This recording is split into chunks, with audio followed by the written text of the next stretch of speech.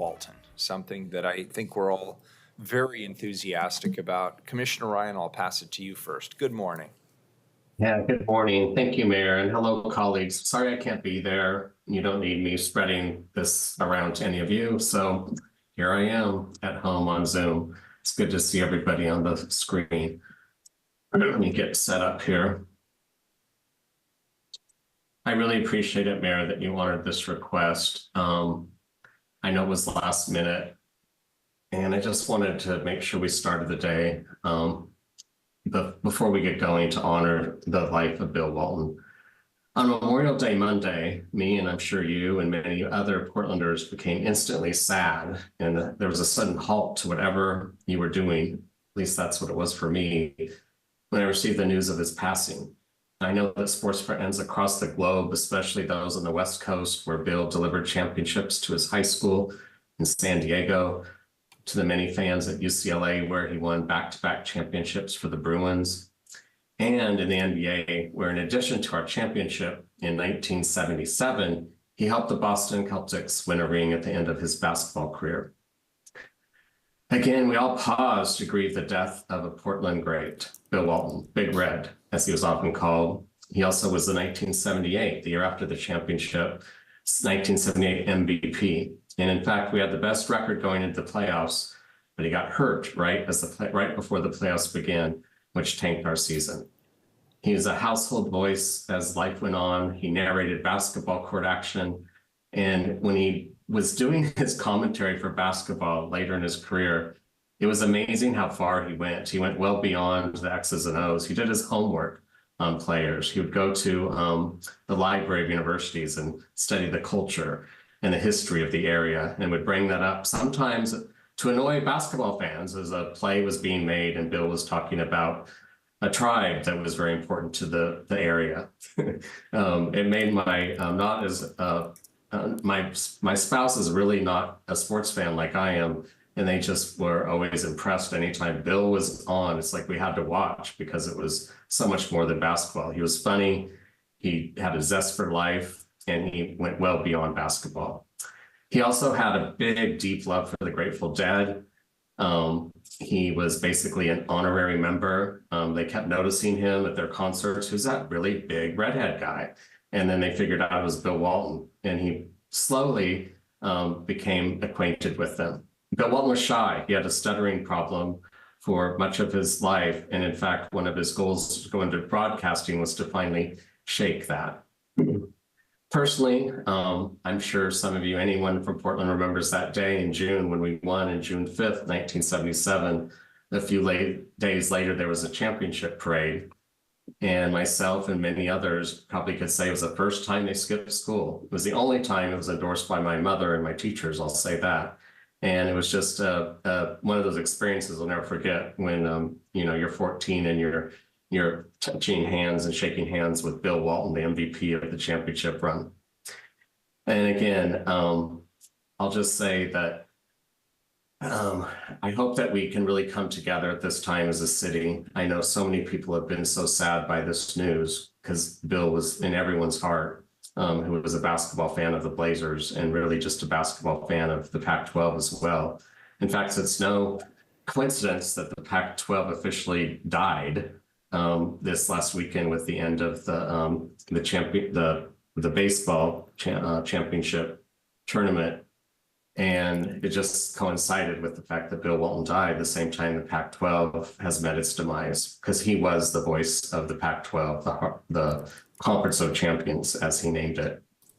I will say my heart goes out to Bill's family, Lori, the four sons, Adam, Nate, Chris, and Luke, and to all the Portlanders and basketball lovers mourning this loss, especially Bill's best friend's son.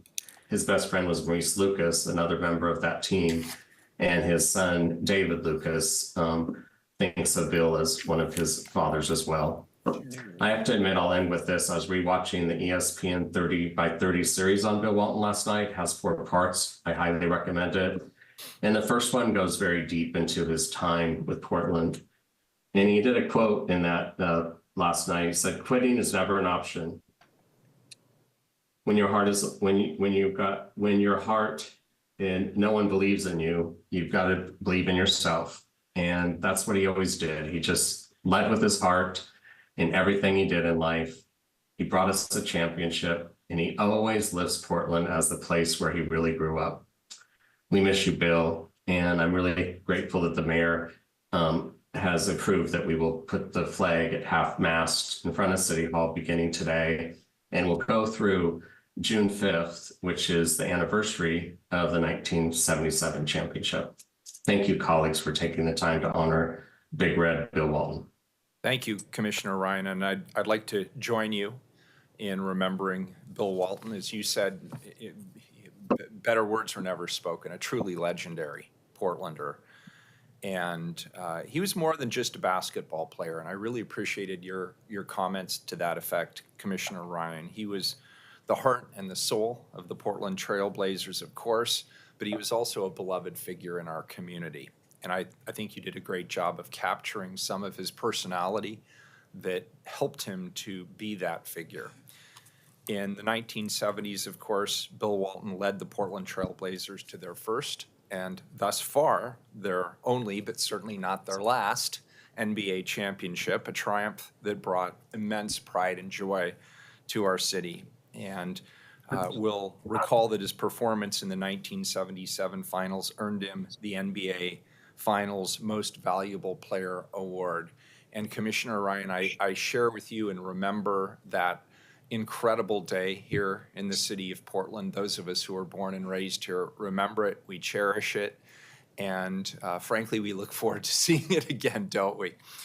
Yeah. Bill's leadership and his dedication on the court were unparalleled, and he remains one of the greatest players in the history of the game of basketball. Bill Walton's impact extended far beyond basketball. He was a unique and vibrant personality. He was known for his quick wit, his passion for advocacy, and his commitment to living life on his own terms, something I think we could all emulate. Whether he was riding his bicycle through Portland or advocating for environmental causes or bringing joy to millions as a broadcaster, Bill's presence was felt by all who had the pleasure of knowing him. And just one sort of side note, when I went to college, he was in law school. And he would go across the Stanford campus in a very, very large bicycle. You could not miss Bill Walton on a bicycle. And a lot of people at Stanford, weirdly enough, had no idea who he was. And so they would just see this guy pedaling through the campus. And I nearly would fall off my bike every time I saw him. I would go, there goes Bill Walton. And it was so impressive to me that he was quickly shifting gears and moving into the next phase of his life. And I'll tell you, that is an image and a thought I will carry with me over the course of the next 6 months to a year. I also want to extend my both gratitude as well as my condolences to his family and his loved ones. And I think all of us understand that his loss will be deeply felt by the entire community.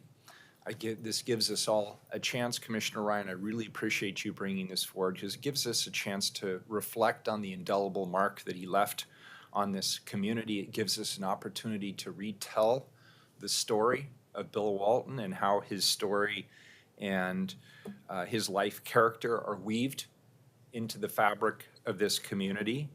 And it reminds us that his memory can inspire not just those of us who remember him, but I believe his memory will inspire future generations to come. We will miss Bill Walton. Colleagues, I don't know if anybody else. Great. Thank you for taking I this. just have few to add minutes. that I'm wearing a vintage blazer t-shirt this morning. Can you see? There we go. Nice. That's the same jersey they wore in the championship game.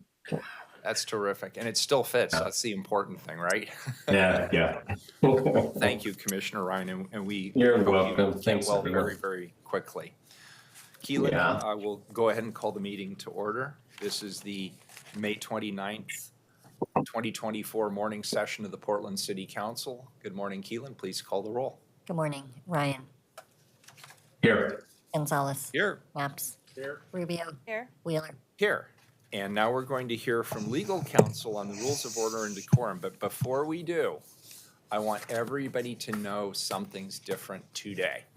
I have been somewhat flexible about the time that people have to testify. And that is somewhat unique amongst governments. The reason that governments typically do not allow flexibility with the time that people have is because they want to ensure that everybody has the same voice, equal opportunity to be heard. And during last week's council session, a young woman came up and declared that I was being unfair in my allocation of time. And so upon reflecting on that comment, I've decided that going forward, everybody will have exactly the same amount of time. Ordinarily, it will be 3 minutes. Sometimes when there's a lot of people signed up or we're running late, we shorten it to 2 minutes. But we will be holding everybody to the same standard. The microphones will be cut off at the end of your allotted time. So I just want people to be prepared for that reality. Now I will turn it over to legal counsel for the rules of order and decorum. Good morning.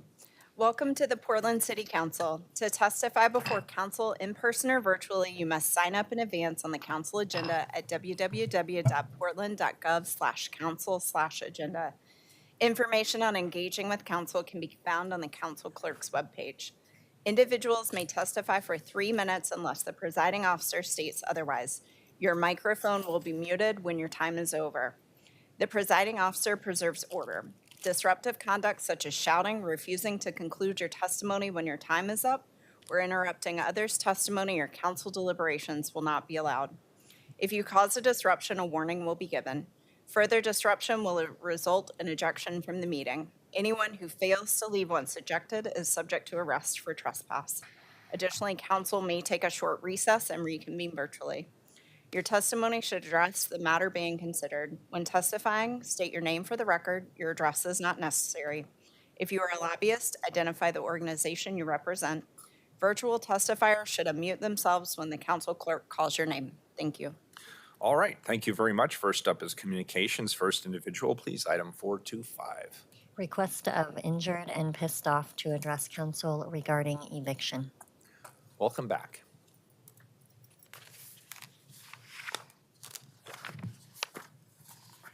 Just moving the chair. Thank you.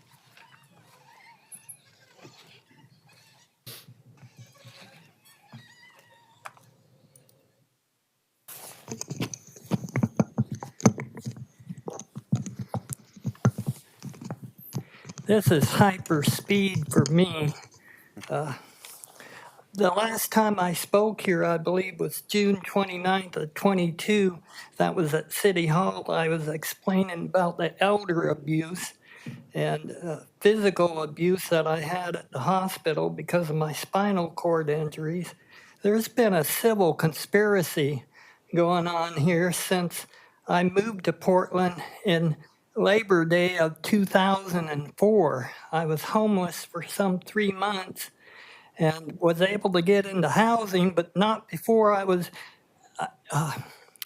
the Housing Authority of Portland then said that they had a rule that no dog could be over 25 pounds. Well, my service animal, Mr. Wheeler, if you remember, you'd seen him, weighed more than 25 pounds, I'm sure, in the first year because he was a service animal that was white with black spots. He was Dalmatian and a Labrador. Some people would call him a Labmatian or a Dalbador.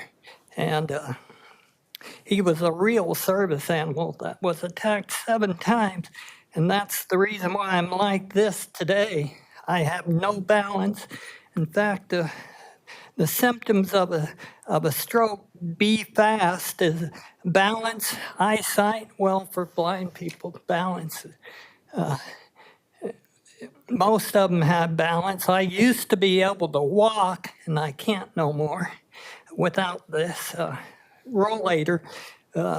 People say rock and roll. Well, it's walk and roll for me. And that's been 14 years this November 15th since my injuries.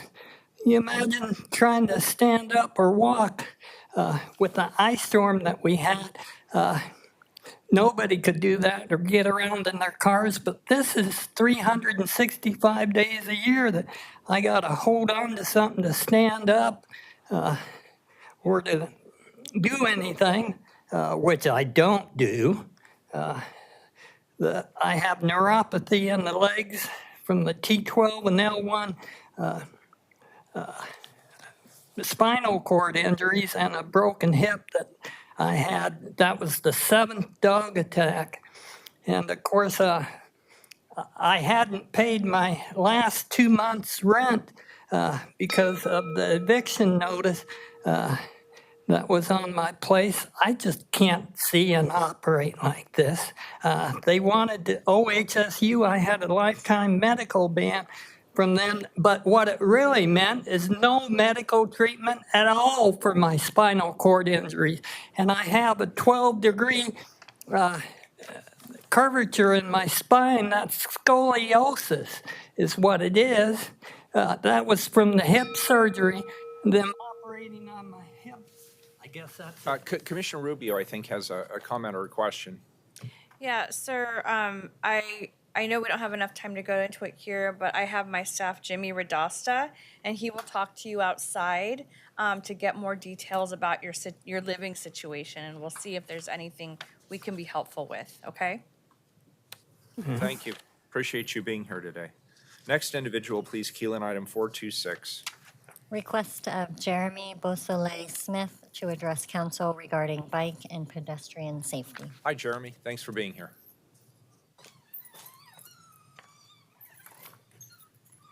Good morning, everyone. My name is Jeremy Beausoleil Smith. I'm a husband, parent, downtown renter, and capital projects and construction manager at Portland State University, although I'm here today speaking in my own capacity. I'm also a Portland City Council candidate here in the 4th District. I'm here today to talk about bike and pedestrian safety, but first I wanted to take a step back and think about the state of my generation. Gen Z makes up almost a third of the world's population and will account for over a quarter of the workforce by 2025. We want to be hopeful about the future, but frankly, we're absolutely terrified at the way the world is going. When we ask for more alternate modes of transportation, we're given more freeways. When we ask for more renewable energy and good paying union jobs, we're met with more fossil fuel infrastructure and unfettered union busting from the corporate apparatus. We want to have homes, we want to have families, and we want to enjoy the things that make life worth living. But how can we aspire to these things when it doesn't even seem like the world is going to be hospitable by the time that we're old? More than 20% of Gen Z has seriously considered suicide, myself included. There's an overwhelming sense of despair in my generation, but we continue to fight for a more equitable society despite the incredible forces in front of us. I'm asking you today to not be an impediment to a better future. I'm asking you to think deeply as you, Commissioners Carmen Rubio, Renee Gonzalez, Dan Ryan, and Mingus Maps navigate your own campaigns right now, to really consider what is best for young people and what kind of legacy you want to leave. Right now, you have so much power to affect our lives, and as young people, we have very little power.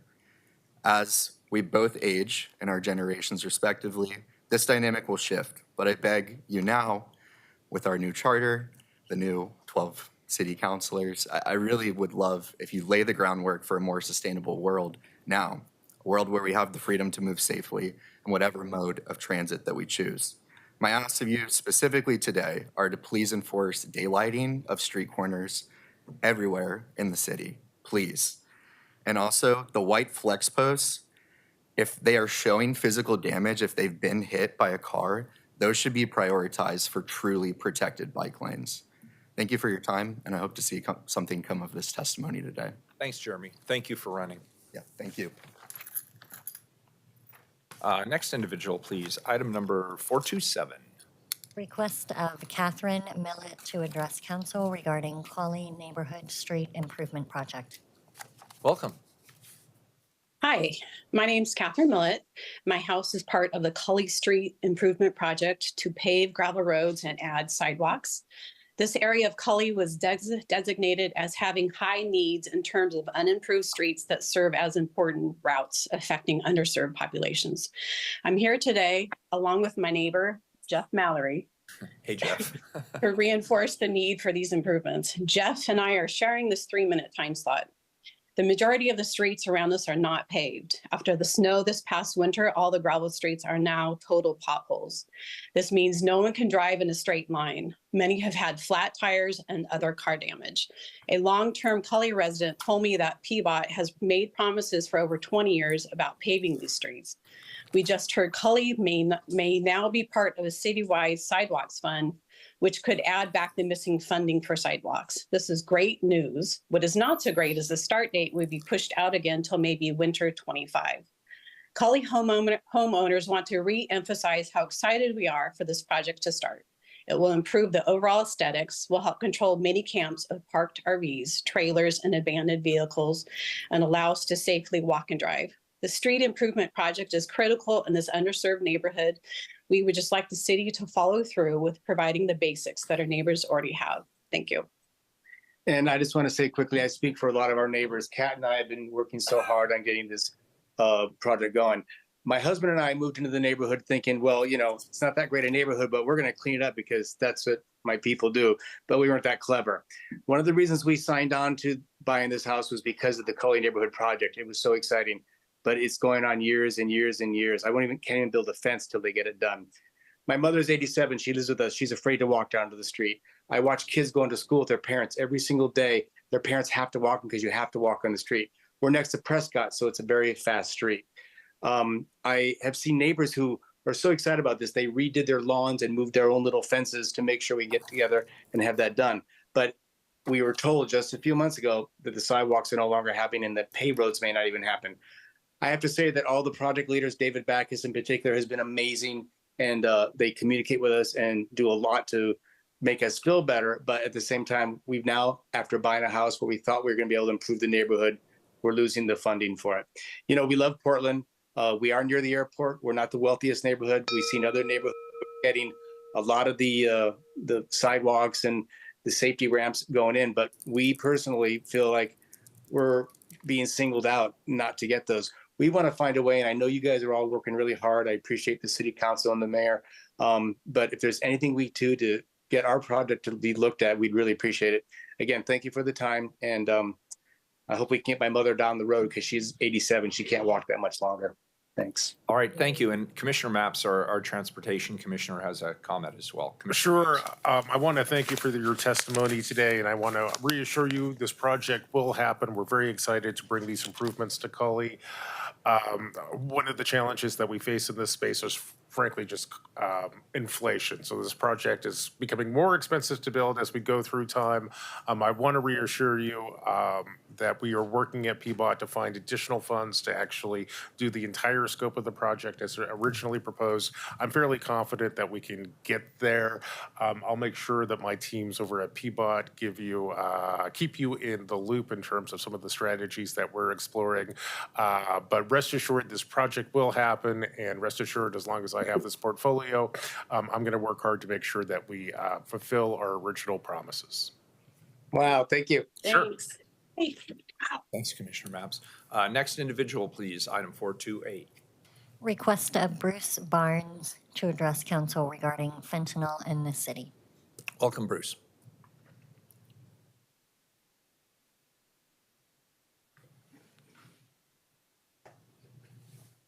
Good morning, commissioners and mayor. My name is Bruce Barnes, lifetime resident of the Northwest, 59 years. When I talk about what your legacy is and all you people that are filling these seats in this city, I want you to take a walk around Portland and see if that you're leaving the place better than when you found it. And the answer in my eyes is no. And part of the reason is this fentanyl crisis that's going on. You guys keep trying to put Band-Aids on the things that are going on. It's affecting communities. It's causing graffiti. It's affecting people's ability to work because businesses are moving out of the community. People are putting their kids in private schools because of it. We've got a disaster going here. And the only reason that people are being saved by this is because of the invention of Narcan, right? We're not fixing any of the problems. And that was what we learned from PDX Real. A lot of your campaign contributions are coming from nonprofits that you guys are funding, along with the Oregon state legislators and Mike Schmidt, the prosecutor that just got unelected in the primary.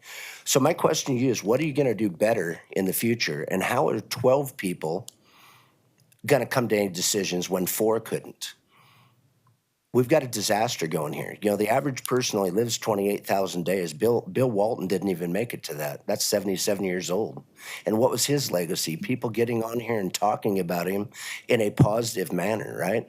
We've had riots in this community. Now we've had a riot over here at the college that's costing the taxpayers almost $1 million to fix. Relatively nobody gets arrested. It's a bat signal to all these criminals that nothing happens in Portland to you if you commit crime. And my ask to you people is to do something about it so this city is vibrant again and I can come down and enjoy live music and restaurants I used to be able to enjoy. And I ask all of you to go walk around the city of Portland without any policing at nighttime and see if you feel safe. That's my ask to you today. Thanks for your time. Oh, the other thing is, there was a $27 million tiny home project that was a collaboration between Portland and Multnomah County. Only 5 homes were built, and nobody knows where that money's gone. And I'm going to sign up to come and testify, and I'd like an answer to that, where that money all went to. Supposedly went to a nonprofit group, but nobody knows who this nonprofit group is. I'd like to know where all that money went, because that's taxpayers' money. And if you're giving nonprofits taxpayers' money, and then they're giving it back in campaign contributions, there's a term called theft by deception or embezzlement. So I would think twice about receiving those kind of funds as a campaign contribution. Thank you so much for your time. Thank you for being here. Next individual, please, item 429. Request of Jason Wilder to address council regarding ongoing issue. Jason, are you here or maybe online? They are not online. Looks like they may not be here. All right. Very good. We will move to the consent agenda. Can you please read item 435 so Commissioner Mapps can refer it back to his office? Authorize Bureau of Environmental Services to acquire certain permanent and temporary property rights necessary for construction of the Carolina Trunk Sewer Rehabilitation through exercise of the city's eminent domain authority. Yeah, Mr. Mayor, I'm going to pull that one back to my office. So approved. Please call the roll on the remainder of the consent agenda. Ryan, Aye. Gonzalez, Aye. Maps, Aye. Rubio, Aye. Wheeler. Aye. The consent agenda is approved. To the first time certain, please, item number 430. Declare intent to initiate local improvement district formation proceedings to construct street, sidewalk, stormwater, sanitary sewer, water main, and railroad grade crossing improvements in the North Richmond Avenue and Crawford Street Local Improvement District. Commissioner Mapps. Thank you, Mr. Mayor. Colleagues, this item comes to us from PBOT. This ordinance authorizes the city to begin the work of creating a local improvement district in North Portland, just south of Cathedral Park. This district will be about 3 blocks long and 3 blocks wide. This LID will pay for water, sewer, and road improvements, which will in turn lay the foundation for the development of hundreds of units of new housing, including new market rate housing and new affordable housing. The total cost of this project is about $15.9 million. No residential properties are paying into this LID. Instead, the final contributors to this LID are limited to commercial property owners in the district. Here to tell us more about this project, we have Andrew Abbey, an analyst with PBOT, and we also have Jeff Wagner, a senior planner with PBOT, and we also have Keith Ackerman, also with the Water Bureau, and we also have Leisha Moshinsky with the Bureau of Environmental Services. Great interdisciplinary team. I'll turn the floor over to you folks. Thank you, Commissioner Mapps. Andrew Abbey, Local Improvement District Administrator. It's a pleasure to be here with you this morning. I think we can jump right into the PowerPoint presentation. Next slide, please. So this is a map of the LID. As Commissioner Mapps noted, this is a fairly large area of improvement. We're very pleased to be bringing this to you today. This is an area about which I've been getting complaints for many, many years. So we've had a nice aligning of the stars, not only between the 3 infrastructure bureaus, but also between a majority of the property owners and the LID who tendered their petition support for this LID. Before we move on to the next slide, I just wanted to point out the Union Pacific Railroad tracks on that map that are highlighted in pink. That lends a fair amount of urgency to this LID because we currently have an active water main and an active sanitary sewer line underneath the railroad tracks. I'm not an engineer, but my guess is if I went to OSU and took engineering, they would probably be teaching me on the first day of class not to put utilities underneath live railroad tracks. So we're very pleased to have this opportunity to relocate the utilities from the right-of-way there to North Crawford Street, and we'll hear more from Ken and Lisa about that in a moment. Next slide, please. So I wanted to just walk through the project goals with you. As you can see, there's a lot to unpack here because there's a lot of benefits of this project. I mentioned the utilities underneath the Union Pacific Railroad tracks where we plan to move those utilities. We're going to reconstruct streets in very poor condition. As an example, North Crawford Street ostensibly has pavement, but it has a pavement condition index score of 14 on a 0 to 100 scale, which is not much better than an unpaved street. So this gives PBOT in particular the opportunity to leave this neighborhood in much better shape than it is now with brand new streets along with the relocated utilities. As Commissioner Mapps noted, this LID set the stage for hundreds of new housing units to be built in this area. And it also allows us to break up the super block between North Richmond Avenue and North Burlington Avenue, 2 neighborhood collectors, and greatly improve access into this area. And if this LID moves forward, we will not only be building a new street in the middle of those two neighborhood collectors, we will also be installing a new fire hydrant, and Peabody has worked with the Fire Bureau, and we'll be installing a new fire hydrant and introducing a lot more fire suppression capability in this area than what we have currently. So I'll pause it there, and I'll turn it over to my colleague Zeph Wagner from Peabody, and he'll talk to you a little bit more about the planning efforts that Peabody has made in this area. Good morning.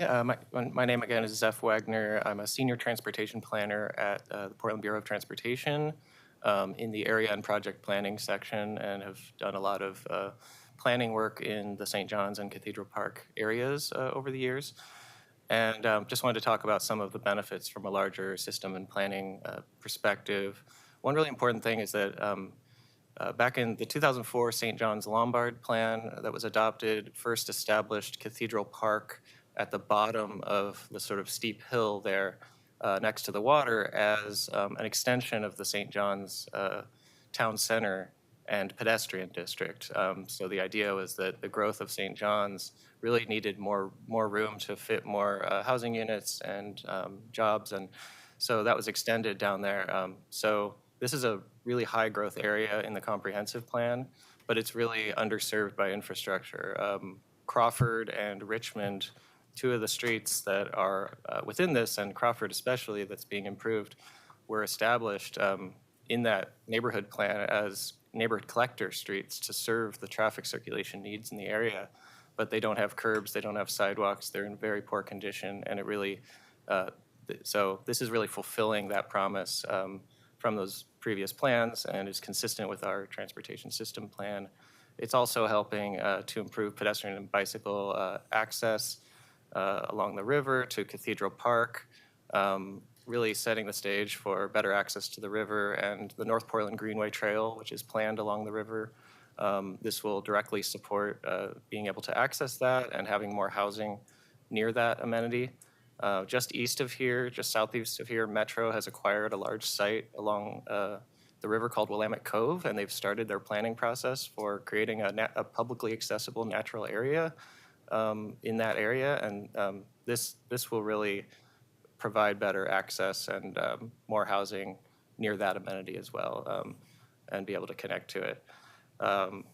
This will also, we think, support the idea of future transit service. This area just adjacent to this LID recently was built a 110-unit, all affordable housing building, and there's a lot of other high-density housing in the area.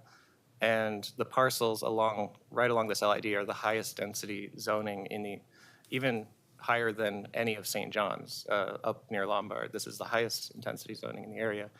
And we want to support that, but we've heard a lot of concerns about the total lack of transit service in that area.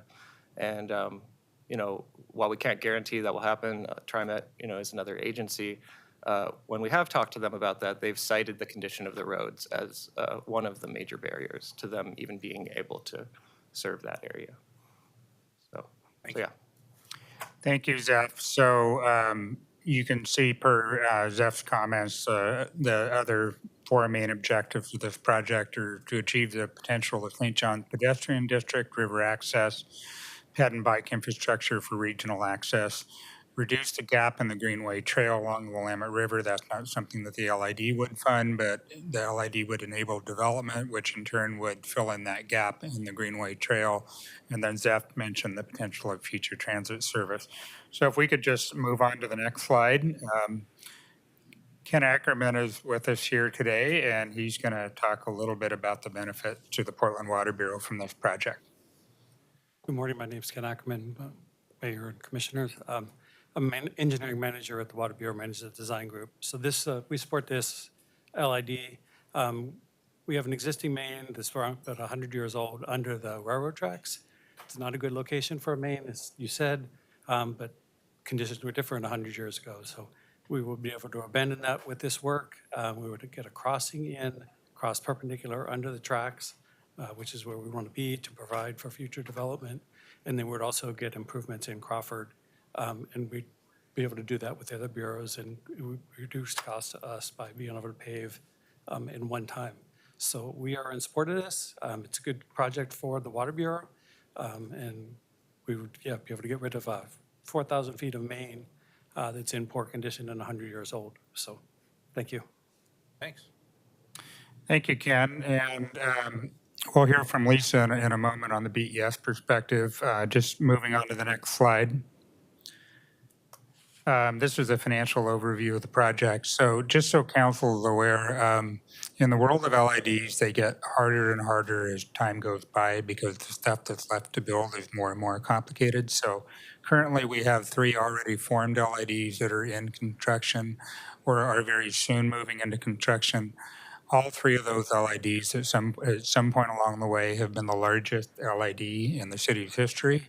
If council approves this LID when it comes back to council on June 26th, the crown of the largest LID outside the central city will pass to the Cathedral Park neighborhood, and this LID will jump in front of those other 3 LIDs in construction as being the largest LID outside the central city. So just to kind of recap the funding on this, there are 4 assessment zones, which would provide about $12.4 million worth of funding. And then there's 2 more assessment zones for a lesser degree of benefit, namely railroad grade crossing improvements and also utility services south of the Union Pacific Railroad tracks, which provides another $1.6 million. And then PBOT is providing funding for this project, and then BES and Water are efficiently pooling their funds so that when they build the utilities, they are not wasting ratepayer dollars on ineffective trench patches. They can contribute those funds toward the LID where we can fully reconstruct the streets after the utilities are relocated. And there's a total project amount there of $15.9 million. So, couple of notes I want to make.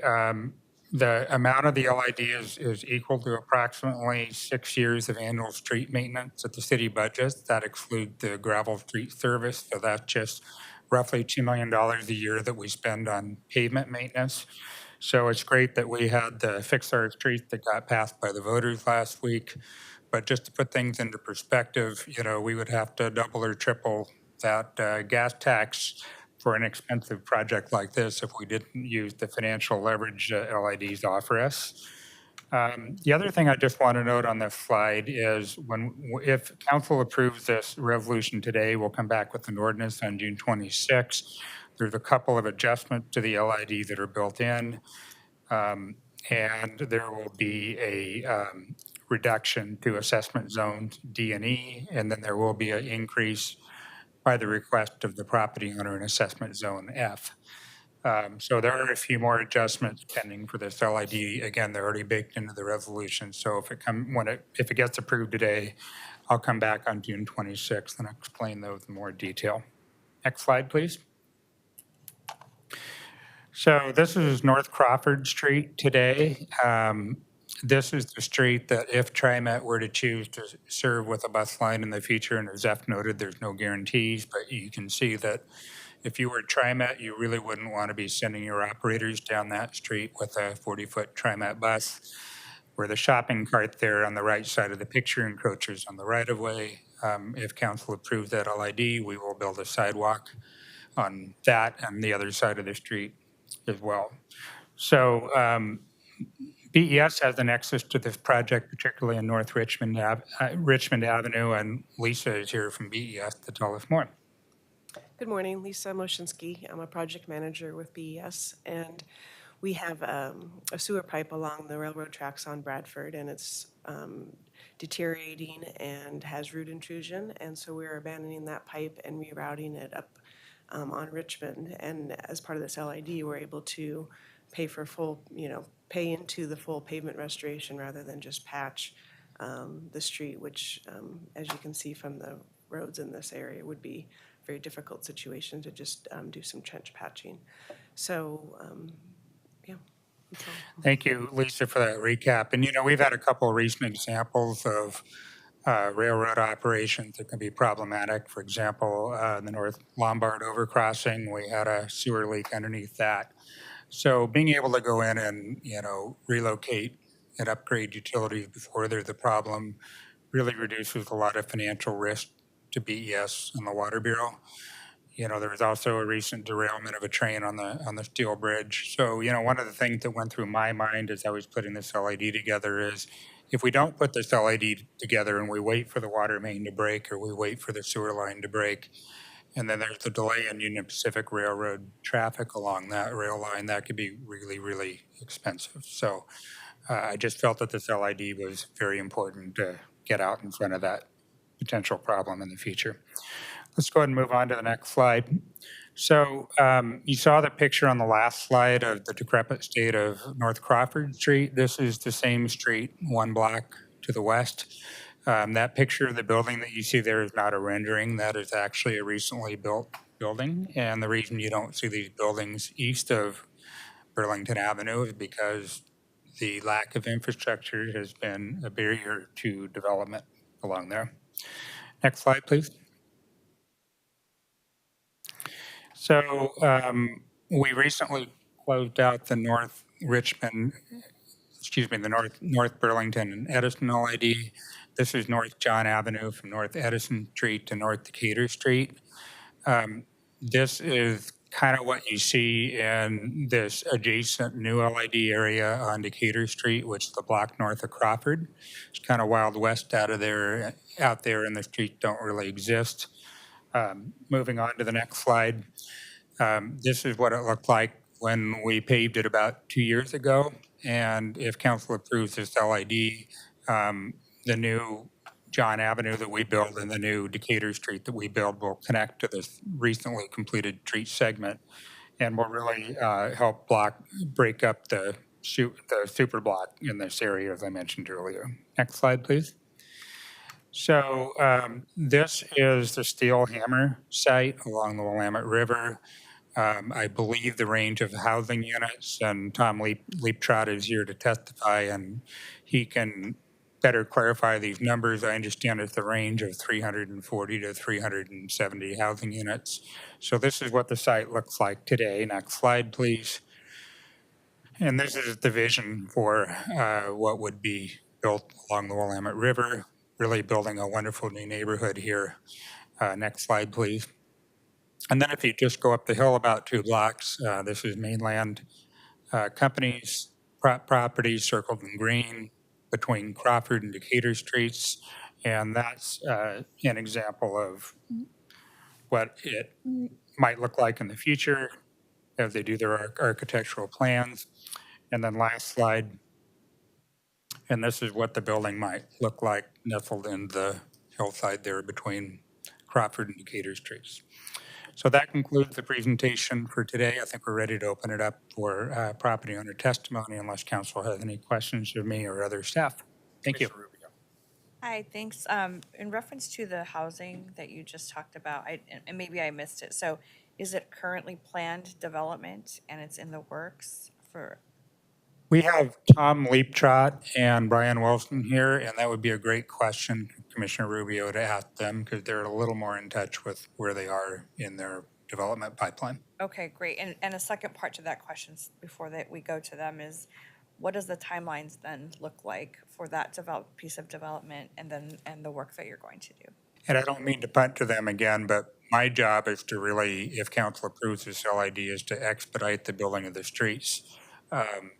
And then we have to sit down with the development team and sort of lay out that critical path. But on that note, Commissioner, I do envision this LID being built in 2, maybe 3 phases, where one of the things we would like to do first is to build the grade crossings over the Union Pacific Railroad tracks at Richmond and Burlington, come back, probably build Crawford Street and Richmond Avenue in a phase 2, and then maybe come back in a phase 3 and build John Avenue and Decatur Street. So we've been giving a lot of thought to how we phase the construction of the LID to help support the development of housing. All great questions. I would just defer to Tom and Brian to provide you with a little bit more information. Any other questions from council? Commissioner Ryan. Yeah, thank you so much, Andrew and Seth. That was a good presentation. And I know that area pretty well, and I understand the desire to build the infrastructure. So there can be some developments such as housing that was mentioned as a possibility.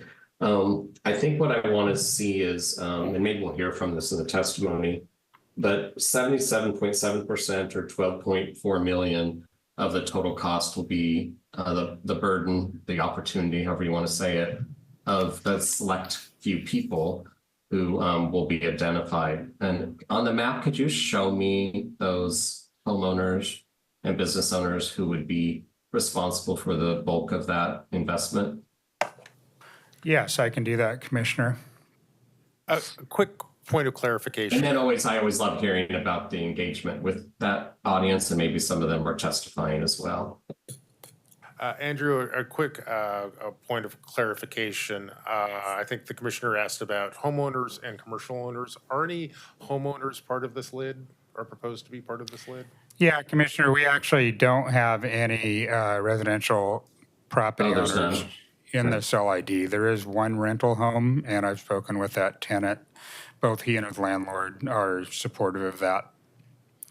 So it's all the owners are business owners? Correct. It's all commercial Okay. property owners. And those are the sites there. Are they the ones in yellow and green and blue, and which ones are they? Well, the residential properties are the yellow properties that are east of North Richmond Avenue on the right side of the map. Basically, everything between Burlington and Richmond are commercial properties. However, a bunch of those properties are currently vacant. So if you go back to my to the PowerPoint presentation, if you go to slide number 5, that breaks out the different square footage rates for the different assessment zones. You can see that the largest assessment is in Zone D, and that is the block between Burlington, Richmond, the railroad tracks, and Crawford Street. That has a rate of $114.78 per square foot. And then it steps down there to a significantly lower rate to assessment zones E and F, and then down to B and C. So those are all identified on the map in the resolution and also on slide number 5 in the PowerPoint. Yes, and that's why we're having a conversation. So you're clarifying that all of those are commercial vacant properties or vacant commercial properties. Correct. And the one thing I would note, Commissioner Ryan, is assessment zone G is a Metro-owned property, and they signed the petition in favor. That is not a commercial property. That is for a open space use. Also, just to clarify, the sort of private, or the LID leverage is the 77.7% plus the 10.1%.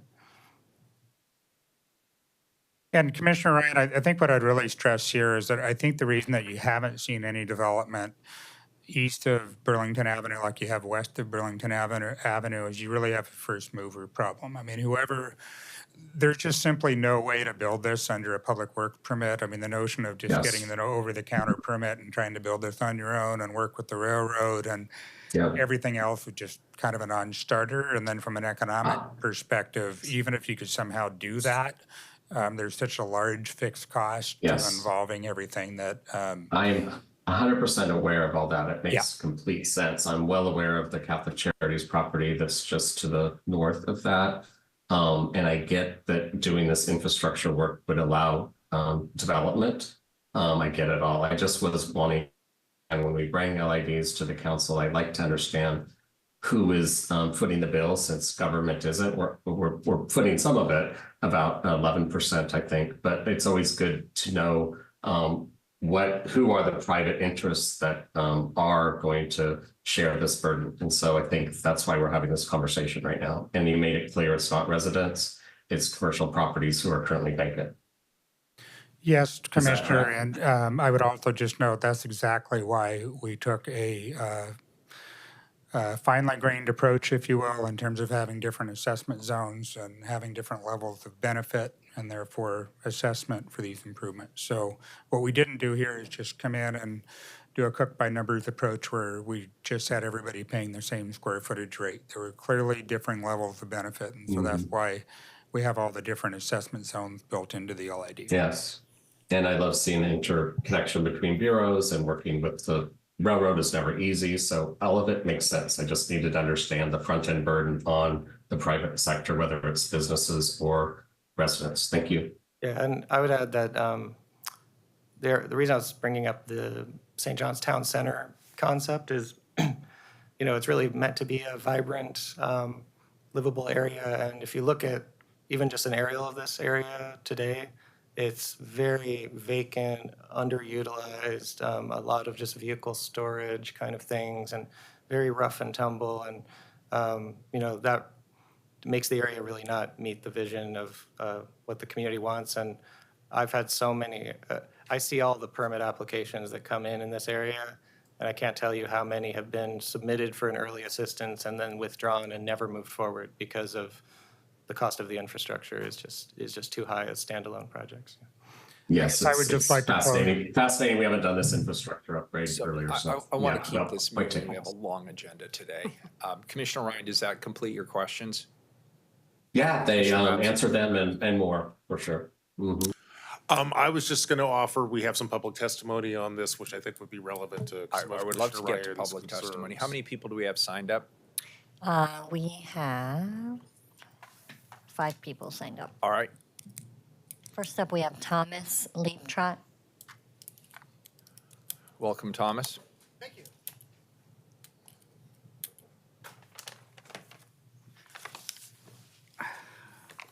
Hi, my name is Thomas Leaptrot, and I'm a property owner inside the LID. That is the riverfront property of about 10 acres. And I want to thank you for allowing me to testify today. My business partner and I are both from Portland, and my business partner currently resides in the city of Portland. We have several businesses that we've run over the years, over the 40 years that we've been there.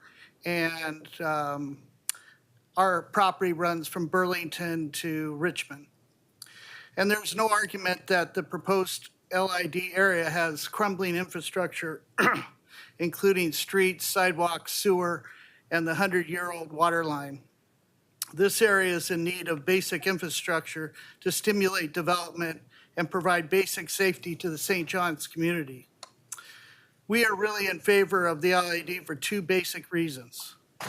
The first is citizens' safety and access to the Willamette River by installing the new railroad crossings on Burlington and Richmond. These crossings will improve safety and pedestrian access through the proposed railroad crossings. The proposed streets and sidewalks will also allow safe access down Crawford Street in Richmond. The other reason that we've talked about, that the group talked about before me, was the basic foundation and infrastructure for multiple housing projects, which can create hundreds of multifamily units over at least 4 different sites contained within the proposed LID. This will have a dramatic positive impact on the St. John's neighborhood. In addition to helping the acute housing shortage in Portland, this will provide hundreds of millions of dollars to the tax base while creating hundreds of construction jobs over the next decade. The development is in alignment with the city's master plan published several years ago. In conclusion, I would like to commend the awesome job Portland Police and Fire have done over the years in a very challenging environment. Their professionalism is greatly appreciated. And I also believe very strongly in the LID program, allowing the public and private partnership to enhance the livability of the city of Portland. I strongly recommend the city continues this program. Thank you. Thank you. Next up, we have Peter Perrin. Welcome, Peter.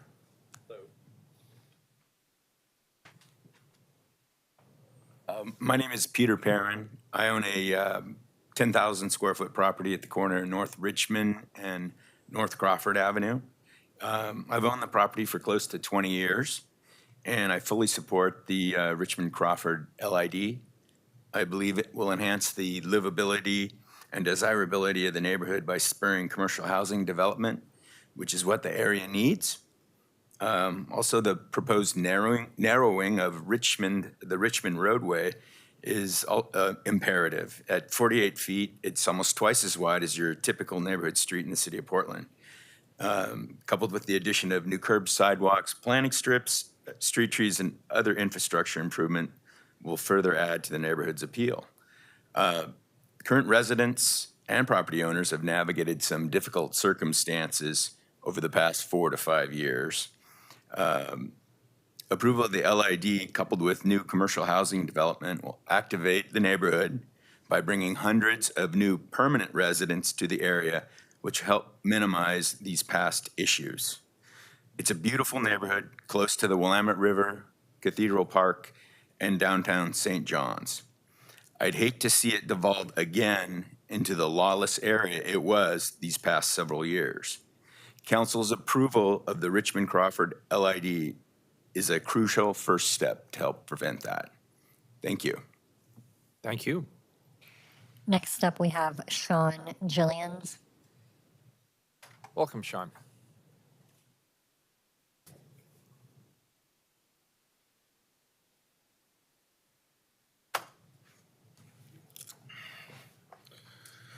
Thank you, Mr. Mayor, members of the council. For the record, Sean Gillians today on behalf of St. John's Marine Center and St. John's Truck and Equipment.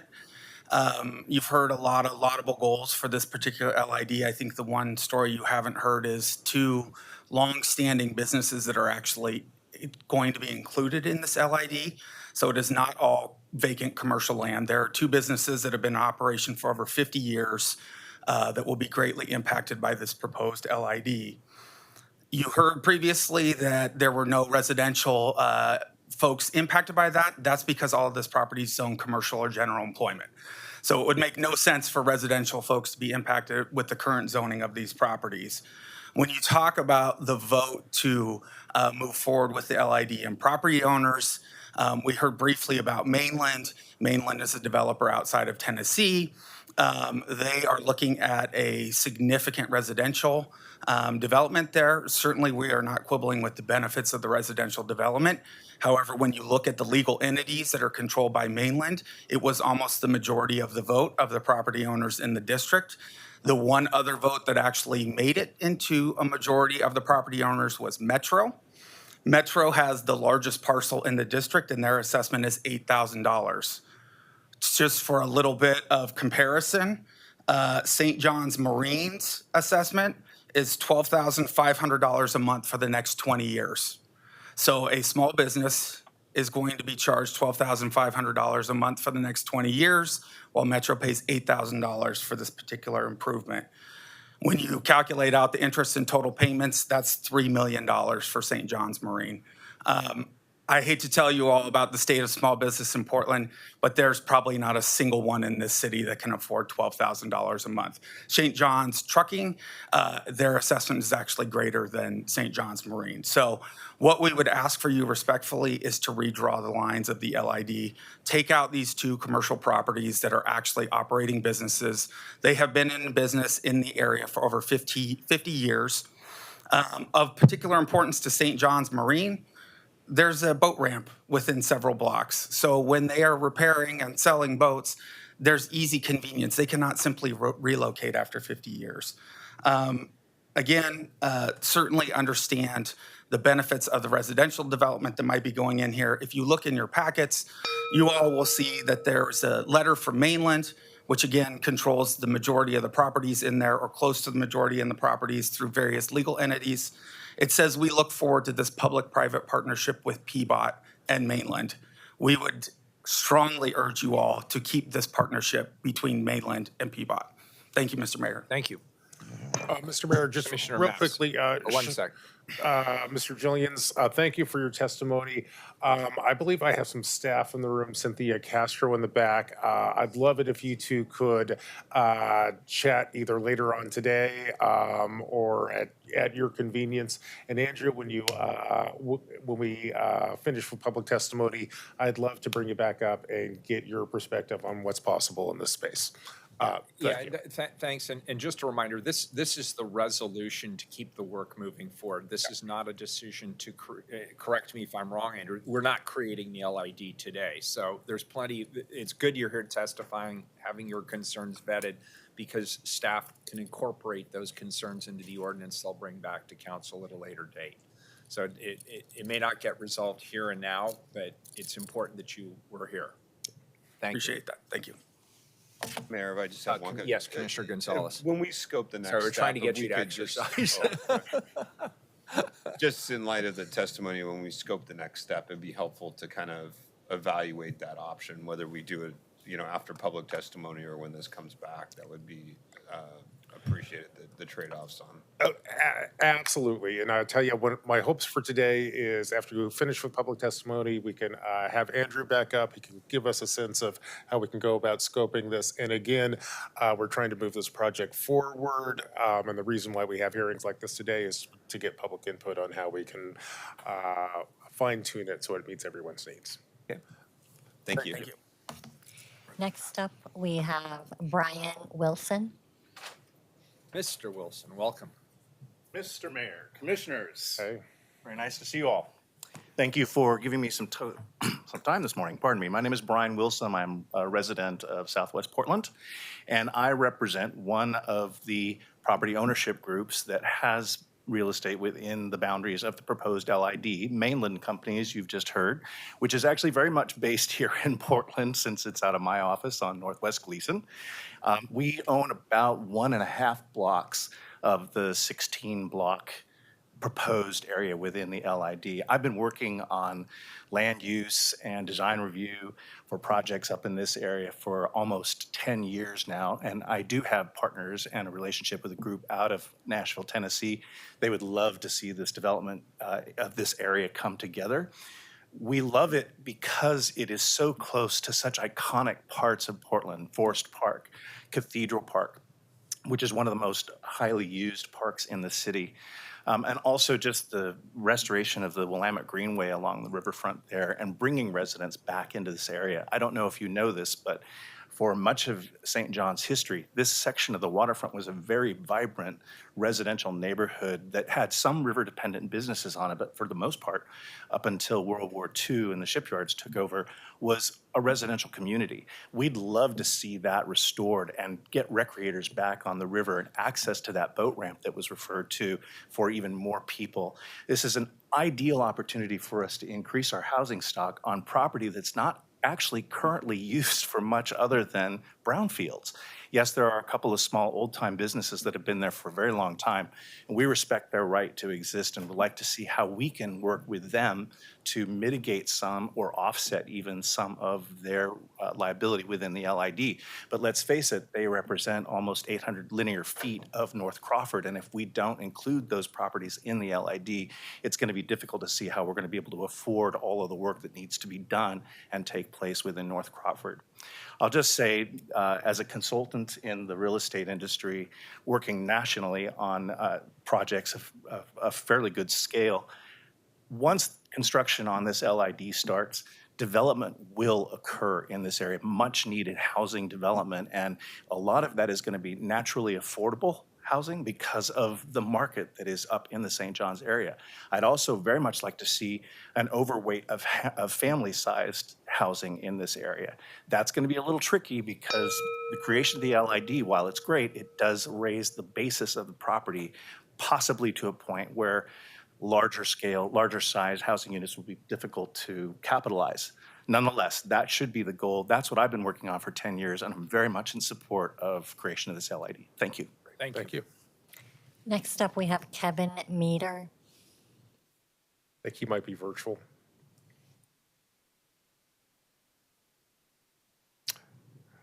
Hi, Kevin, are you there? I'm trying to be. I'm not very familiar with these Zoom operations. Well, we can hear you just fine. Oh, all right, great. I'm the owner of St. John's Truck down here on Crawford Street, which is a part of this LID, and I just wanted to have some comments here. I am the St. John's neighborhood on Crawford here has been severely neglected by the city for the past 10, 15 years, and by the property owners of the vacant properties, the developers that have just let their properties go to hell without no improvements being made or maintenance of them, and allowing crime and homeless to move on to their properties, and just almost encouraged it. Anyway, I am all for getting the area cleaned up and ready for future developments. My problem is the cost of it should be borne by the developers who are going to ultimately profit from this, not by the existing landowners that could, or business owners that could be financially ruined by it. This, what they're talking for the 20-year payments are just going to cause an undue hardship. And like I say, I just feel that the costs are being allocated to the wrong people. And that's basically all I have to say. All right, thanks, Kevin. We appreciate your testifying. Mayor, that completes testimony. Any further questions for staff? Yeah, Mr. Mayor, I was wondering if Andrew could come back up for just a second. Great presentation, Andrew. I suspect everyone on council is supportive of the primary goals of this project, probably also have some concerns that came up in public testimony. Can you give us a sense of number one, what your proposed process is moving forward, and number two, what options, if any, are there to address some of the concerns raised by Mr. Meador or Mr. Jillians? Yeah, we have a lot of things already kind of baked into the process. I wanted to keep my presentation as brief as possible. This, as you know, is a very complex project.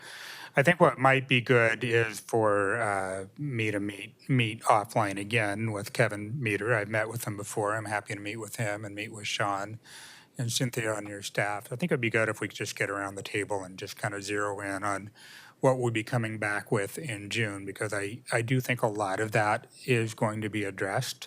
And I can walk through council on that in more detail in June. I know you have a busy day today. I don't want you to get on with it. I do want to flag for council, though, that St. John Truck does have half of the frontage along Crawford Street, and they already have one of the lower assessment rates built into the LID. So that said, I do have some relief in mind for St. John Truck, and there's also a few things that we can do for the eastern half of the Crawford Street block, and I don't think I need to cover it now, but I can certainly come back to council in June if you approve this resolution today and fill council in on more of the details and how those conversations have since ensued. Great. And one other quick question in just like 30 seconds. Can you summarize what we're doing today? What's actually on the table? Yeah, great question, Commissioner Mapps. What we're doing today is we're really just accepting the petitions that have been received from the property owners. The resolution and the way I wrote it just mirrors the amounts that were on the LID petitions and the scope. I've already heard that feedback from several of the property owners, so I have some tweaks in mind to the LID. The tweaks are not being made today at this initiation phase. They would be baked in at the ordinance phase when we come back on June 26th. So this is a snapshot of what went out to the property owners in the way of a petition proposal. We already have modifications in mind that we bring back on June 26th. Great, Mr. Mayor, I have no more questions. All right, very good. Thank you. Please call the roll on the resolution. Ryan? Yes, I appreciate the dialogue that just took place. I think some modifications make a lot of sense. It's an exciting opportunity to finally do the infrastructure work down there so we can do much needed development of hopefully some family housing like Brian Wilson mentioned. And I do appreciate that we have dialogue with the two small business owners who really do stick out as a different party that's a part of this equation. So I look forward to seeing those changes. I vote aye. Gonzalez? Appreciate the dialogue. Look forward to further conversation on the right scope. I vote aye. Maps? I want to thank staff for their presentation today. Also really appreciated the public testimony. As I think is obvious to anyone who's paying attention, this is a really exciting and innovative project, which I think points the way towards how Portland can be better in the future, especially in our new form of government. Today, we saw a remarkable range of bureaus working together. This is also a project where the city lays the foundation for one of our great next future neighborhoods. This is the kind of government I really like to see, which is why I vote aye. Rubio. I want to thank everyone for the presentation today. It's really clear it's a definite area of need for these improvements and that it will really benefit the whole area.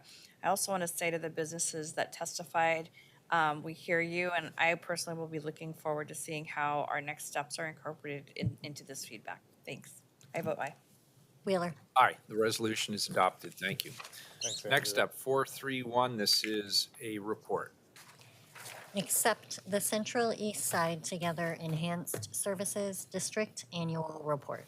Colleagues, I'm pleased to introduce this annual report highlighting the work of the Central East Side Together ESD that has performed for its district and ratepayers between July 1st, 2023 and March 31st, 2024. As you know, the city has 3 of these enhanced service districts, with Central East Side Together being the newest, having been formed in 2019. Over the past few years, the Central East Side Together ESD has spent significant time and resources developing brand new programs for their district. The Central East Side Together district is also the largest ESD at 1 square mile, approximately 681 acres, and it encompasses a diverse mix of industrial, commercial, and residential properties representing a wide cross-section of interests and needs as well as opportunities. With that, I'll turn it over to Devin Reynolds, the city's ESD coordinator within the Office of Management and Finance, to introduce the item and our guests. Welcome. Thank you, Mr. Mayor, Commissioners. I'm Devin Reynolds, Enhanced Services District Coordinator with the Office of Management and Finance. Funded by property managers and approved by the city, Enhanced Services Districts pay for extra services that improve quality of life in Portland, in the Portland neighborhoods. Central East Side Together is one of 3 enhanced services districts currently active in Portland, and it was reauthorized by City Council on July 1, 2022. The city's contract with Central East Side Together contains several provisions intended to increase city oversight and overall transparency of the activities of the district. The annual report to council is one of these new provisions. This is the first annual report prepared under this new contract. The contract specifically requires Central East Side Together to report on the following items: a summary of financial information about the district's activities, a description of programs, a description of stakeholder outreach and engagement, and subcontractor activities. The city's ongoing response to a 2020 audit of the city's Enhanced Services District program is a related but separate item. In February of this year, Council accepted a consultant report that presented a number of recommendations to improve the city's ESD program. Staff is actively working with the districts to develop a work plan for implementation of those recommendations, and we should have updates on those efforts for you in the coming months. While this is interesting work, and there are likely questions about it, those program changes are not to be the subject of today's discussion. Today's discussion, however, should primarily focus on Central East Side Together's annual reporting requirements and a discussion with leadership of the district on their efforts and accomplishments. Now I'll introduce our presenters from Central East Side Together. Caroline Holcomb, Central East Side Together Executive Director, and Mike Larkin, Central East Side Together Board Chair. Take it away, Caroline. Welcome. Thanks, Devin. Good morning, Mayor and Commissioners. We appreciate the opportunity to share more information with you about Central East Side Together Enhanced Service District, which may be referred to as CET-ESD as we move forward through the presentation. I'm Caroline Holcomb, Executive Director of CET. Today, Mike Larkin, Board Chair of CET, and I will present our first report to you covering July 1, 23 through March 30th, 24. Thank you, Mayor, and good morning, Council. I'm Mike Larkin. I am the Board Chair of Central East Side Together and the Director of Real Estate Management for NAI Elliott, which is a real estate firm headquartered in the district. I'm proud to present this report alongside Caroline. Our board is diligently working to expand our programs in the new fiscal year and be a part of the public-private partnerships to restore and strengthen the city of Portland. Per our contract with the city of Portland, this report will highlight our financials, programs, and impact stakeholders, financials, programs, and impact, stakeholder outreach and engagement, government's updates, and our vision for the future of the Central East Side. We thank you for this opportunity to discuss the Central East Side Enhanced Service District, Central East Side Together. Do we have a PowerPoint slide? Are we able to pull up the PowerPoint?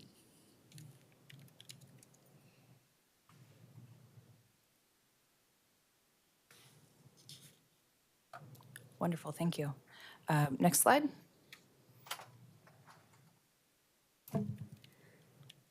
Next slide. All right, and next slide.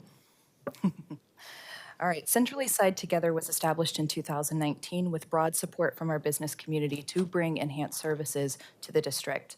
While CET is the youngest of Portland's 3 ESDs, geographically we are the largest. We represent 22% of Central City, 681 acres, and approximately 345 blocks. Our ESD runs from I-84 to Division Street and from the waterfront to 12th Avenue. Central East Side Industrial District is home to approximately 1,300 businesses and 22,000 employees.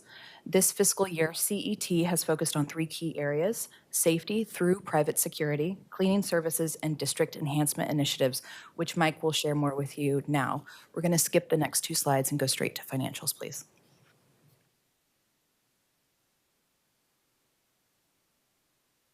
One more. Thank you. In 2019, we established our ESC to distribute our funding across safety, cleaning, and district enhancement. Initially, our activities included graffiti removal, bioswale stewardship, community grants, outreach, care teams, private security, and cleaning teams. This year, primarily due to budget constraints, our spending, and in turn our focus, has been almost exclusively limited to safety and cleaning. Next slide. This is our investment snapshot for year to date as of March 31st. Roughly 2/3 of our spending is on safety, cleaning, and the ESD city admin overhead, which includes a portion of the ESD coordinator salary, general operations, and software. The balance is made up of program administration with 4% to district enhancement. Next slide. Next slide. And again. There we go. In our cleaning program, we partner with Central City Concern and Ground Score Association. Central City Concern's Clean Start program provides work opportunities for individuals impacted by homelessness. The cleaners currently operate Monday through Friday, 8 a.m. to 4:30 p.m., focusing on trash, furniture, and biohazard removal. Next slide. In the last 9 months, our cleaning teams have removed 38,000 pieces of drug paraphernalia and needles, just under 16,000 biohazards removed and sanitized, 29,523 furniture, shopping carts, and miscellaneous items, and 228 tons of trash, with almost 3,400 business contacts. And since our inception in 2019, we've removed 3.7 million pounds of trash. Next slide. Next slide. In response to the city's sustainable procurement policy, we transitioned our outreach, care, and private security team to Securitas. After a restricted search and consultant assistance, Securitas was selected in part because they were one of 2 companies that could comply with the procurement policy and meet our community reporting requirements while adhering to our budget constraints. This ended a 4-year partnership with Northwest Enforcement and their safety and care teams. Next slide. Due to delays in identifying a qualified vendor, our contract began service in late October. And due to those delays, we doubled our initial staffing to relaunch the programs and provide high visibility during the holiday season. Our program currently operates 7 days a week, 20 hours a day from 6 a.m. to 2 a.m. The focuses are on de-escalation, chaperone services, and presence patrols. Next slide. This is information in the available 3 months of reported data. We had 179 dispatches, 37 wellness checks, 46 presence patrols, and chaperone walks. Nearly 40% of calls escalated to city and county services. 89 disturbances were resolved, 163 business contacts, and 132 houseless contacts. At 64% of our annual budget, there is a cost of $1,100 per dispatch with a reduced amount of community engagement, roughly 12.5%. It's been a discouraging results. Turn it back over to you, Carolyn. Thank you. Next slide, please. And one more time. Next slide. As Mike mentioned, 4% of our budget is allocated to district enhancement. And I hope what you'll learn by this slide is that though we have very little in terms of our budget on district enhancement, we're doing quite a lot. So imagine what we could do with more. The first thing I want to point out is a mural commission project that we have been working on this year. It started out as a modest $50,000 designation from the board to commission, preserve, and maintain some of our public art murals, a decision that we made because we know that public art is very, the economic impact of it is very important to our business community. This project has gained a lot of attention and enthusiasm, and I'm proud to share that we have now tripled the funding for it. So we have $150,000, and by the end of the summer, we will commission, this is our first time we've ever commissioned any public art, but we will commission 12 public murals, which have been decided on with the community. Things like art, vegetables and fruit for Produce Row, innovation in STEAM, a nod to OMSI, my personal favorite, a freight train. We have participated in Downtown Clean and Safe's Bloom Tour. We're expanding for the first time into Central East Side. We were able to underwrite 3 different activations in the district. We hope to do it again next year. We have reestablished our partnership with Solve. We are committed to monthly community cleanup events that are in tandem with major activations, markets, and festivals in the district. So the thought is anytime something major is happening in the district, we're going to bring the community out to clean that area because we want to present a clean and safe district for our visitors. We're getting ready to install 150 new district banners. We are working on a Summer in the Central East Side brochure, which highlights major events and activities taking place from June 1 through September 30th. This includes Portland's First Thai Festival, Snack Festival, Portland Night Market, the list goes on. And most notably, not listed here on this slide, is our relationship with the city's Public Environmental Management Office. This has been a very meaningful partnership with our district to improve lighting in the Central East Side. Very soon we'll have 400 street trees illuminated, and we're getting ready to work on a new viaduct lighting project, which is a collaboration between the city, the county, CEIC, and CET. Next slide, please. Okay, so this is ratepayer outreach. What you're seeing here is each year we conduct an annual survey to our ratepayers. We have 668 ratepayers. The question we specifically asked in this survey was, what are your top concerns where our advocacy could make a meaningful difference for your business? So you'll see the results from 2023 and 2024, and there are some variances here. Street camping continues to be a top concern where advocacy would make a difference for their business, but this year graffiti has shot up to the top 5.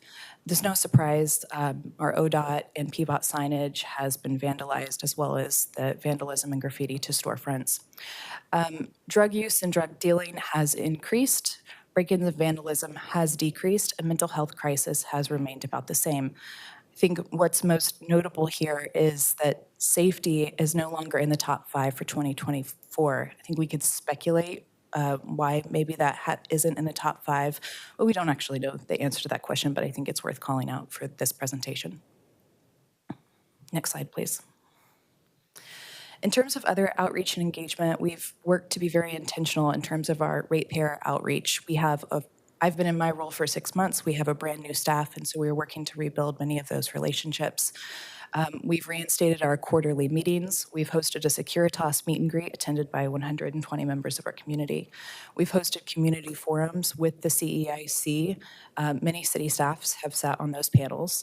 My personal favorite, we've hosted ratepayer listening sessions. These were small group conversations with our ratepayers, very transparent conversations. We laid out the budget.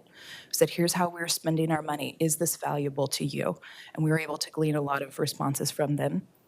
We participate in neighborhood advocacy. Specifically, we have 2 seats on the Temporary Alternative Shelter Site Oversight Committee. We commonly attend business block talks, PMO biweekly meetings, weekly provider calls with our contractors, and we've conducted multiple site walks with city staff to assess chronic challenges and develop long-term solutions. Next slide. Governance. This was called out on the BDS Urban Planning and Design report, so we wanted to share this with you today. We had a goal of expanding our ratepayer representation on our board of directors, and so we did that by developing a public expression of interest form. Anyone in the community had 2 months to express their interest in joining our board. We developed a selection committee which developed the criteria. They reviewed all applicants, they interviewed all applicants, and then they had a formal recommendation put forward to the board. That board accepted that recommendation, and now we've expanded from 5 ratepayers to 10 on our board this year. And those new board members are either ratepayer themselves, a ratepayer, a business owner operator in the district, someone who's representing a ratepayer with multiple properties in the district, or someone who's representing vulnerable populations in the district. Next slide, please. What's next? Okay, so in a previous slide, I showed you responses of top concerns. This slide represents a question that we asked our ratepayers, which is essentially, how would you want to spend your money? How would you choose to spend your investment? And so this is their responses. 85% of our ratepayers would like an investment in sidewalk and right-of-way cleaning services. This is no surprise to us. We struggle with encampments in front of businesses, large furniture, debris, and trash. And so this is an obvious 85% of our ratepayers who would like to see more support in this area. Here again, graffiti removal is quickly rising to the top. They would like more support on that. Surprisingly, increased foot traffic of visitors, 35% of our businesses would like to see some of their investment go towards support that district enhancement and activation, which includes filling empty storefronts. 25% are interested in us continuing our social outreach to outdoor residents, and 15% of our ratepayer responses were interested in continuing private security. Next slide.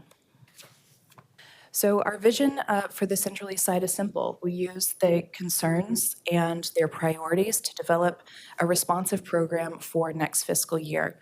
It's our hope that we return to the original intention of why we stood up in the ESD in the first place, which really comes down to how we prioritize our investments. So practically speaking, that is refocusing our efforts across cleaning and safety. We are spending a lot of money on those two things, probably disproportionately for how an ESD should be operating. And we want to step up our district enhancement activities, which we've seen in our surveys and also in conversations with our ratepayers that this is high priority. And then lastly, I want to leave you with just a few comments from our ratepayers. We asked them a question in the survey. 1 year from today, what do you hope for the Central East Side? What would you like to see? And they said, we hope for a safe and inviting place to work and visit. We hope for more pedestrian and cycling activity.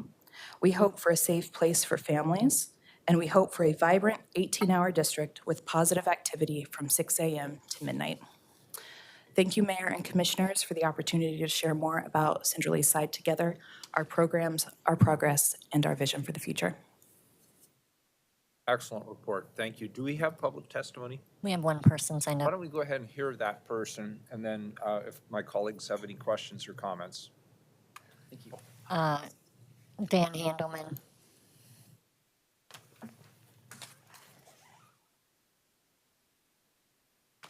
Dan, are you there? He's joining online. I just got promoted to panelist. Can you hear me? Yep. Loud and clear. Oh, great. Good morning, Mayor Wheeler and Commissioners. My name is Dan Handelman. I use he, him pronouns, and I'm with Portland Cop Watch. Looking at the East Side Enhanced Service District annual report, a few things stand out. There are a lot of data about the kinds of calls that were made, how much trash was picked up, and that either 3,650 or 7,860 camps were, quote, cleaned. What's missing is the human cost of these cleanings. How many houseless people were further displaced, lost their belongings, or just had that much more hassle trying to live day to day because of these sweeps? Notably, the number of camps cleaned was on the slides, but wasn't mentioned in the presentation to you. Street Reach recently updated a story about Debbie Ann Beaver, who died in 2019 at age 57 after Rapid Response BioClean confiscated her medications. BioClean claimed they never got notice of the lawsuit is now challenging the default finding against them, though they admit in the article they did receive notice. It's also striking how much of the report and the ESD's budget involve private security. There's no mention of how many people, if any, filed complaints about the security employees and what the outcomes were. As much as we also find the use of law enforcement for sweeps distasteful, at least there's an accountability system for Portland police officers. We have raised the concern about the lack of a complaint system in the past. This brings us to another ongoing issue. We testified on another ESD report a few months ago and noted that next month, June 2024, is when downtown Clean and Safe is scheduled to stop paying for 4 Portland police officers to be at the beck and call of this business-funded district. The upcoming council agenda items page shows that their annual report will be presented on June 6th. However, we do not see mention of an ordinance to change the terms of the contract. So can you tell us whether the contract with PPB will end next month as promised in 2022, or was there a change in policy that was thought about but not voted on? Thank you. Thank you, Dan. Colleagues, questions? I want to just comment on one aspect of the report that I find notable. It's worth speaking of public safety that it did fall off the top of the list, and that surprises me. I'm not surprised that homelessness continues to be the #1 issue. That is by far the #1 issue for everybody, well, probably up and down the West Coast, at least in major cities. But it is notable that safety is not identified as a concern, and what I'm hopeful it means, and it may not, but what I'm hopeful it means is people are starting to feel and see what the data is already showing us, which is that criminal activity is dropping like a rock in the city of Portland. And one news outlet even described it as an astounding turnaround in terms of the data we're seeing. Now, I'd be honestly somewhat surprised if that happened in your ESD to the same degree that it's happened in other parts of the city, but at least we can dream. And I think we'll continue those programs, and I look forward to it. I appreciate the great work that you have done. And frankly, I like the fact that you also spend time with the community. I appreciate that you have the listening sessions, that you talk to people, that you gather their input and their thoughts, and then you respond.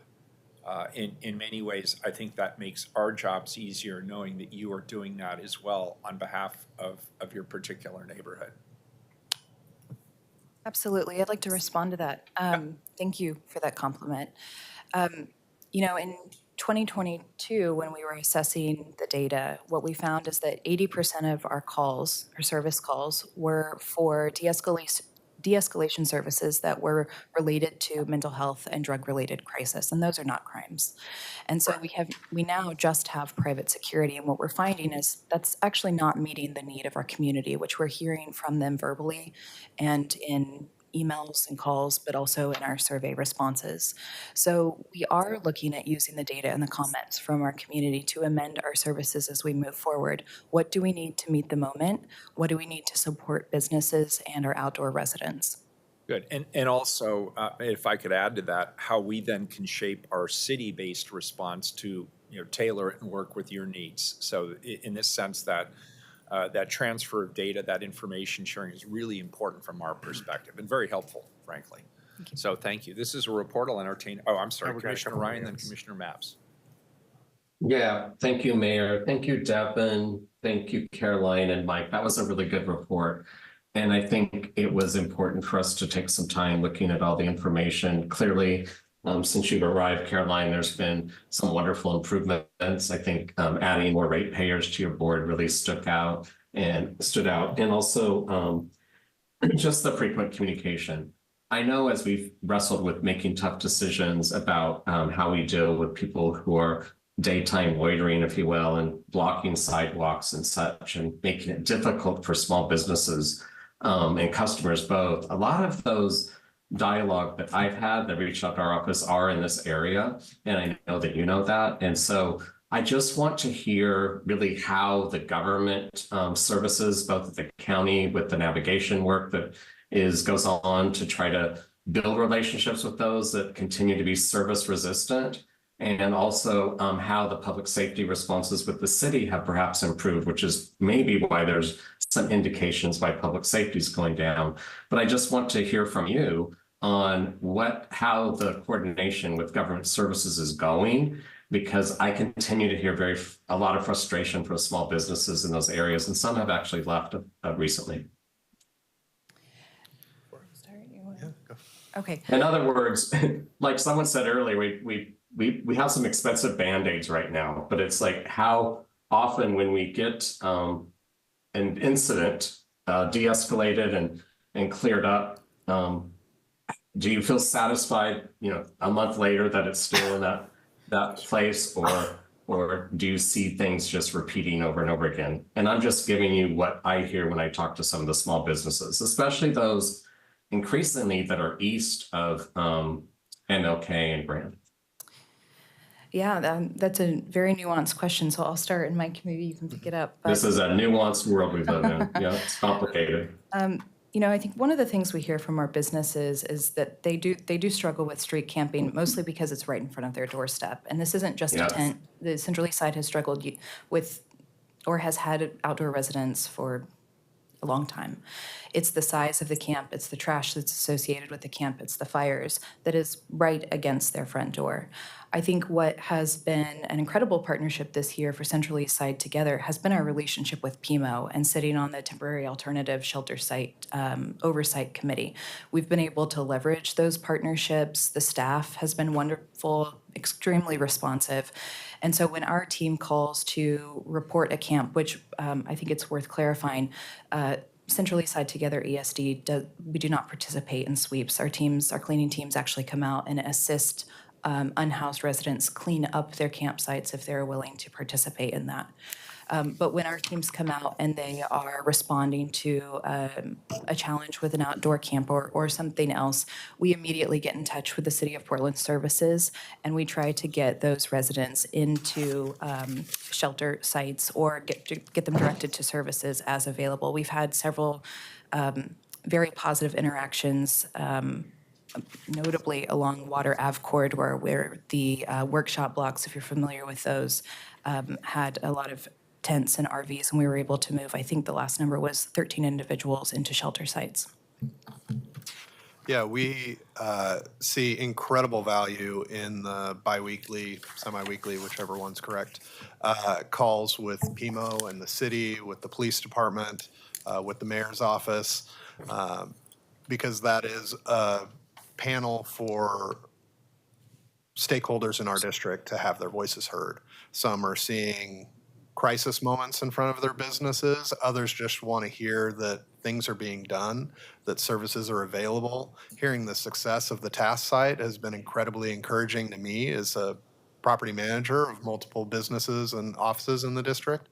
And that's something that we can then take out to the community and share so that some of that perception that has very long standing, lingering kind of perception over the years dating back into COVID can be rewritten, and that the story of our rebuilding and those success stories can be shared.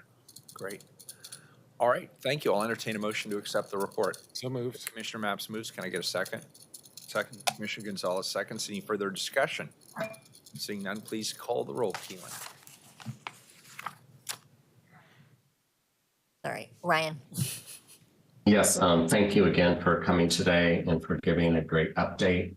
I can see the progress. Obviously, progress is the goal. And I hope that we can continue to improve our relationships with the connections to government services, and so that we see more long-term safety on our streets for the small businesses that reach out to us.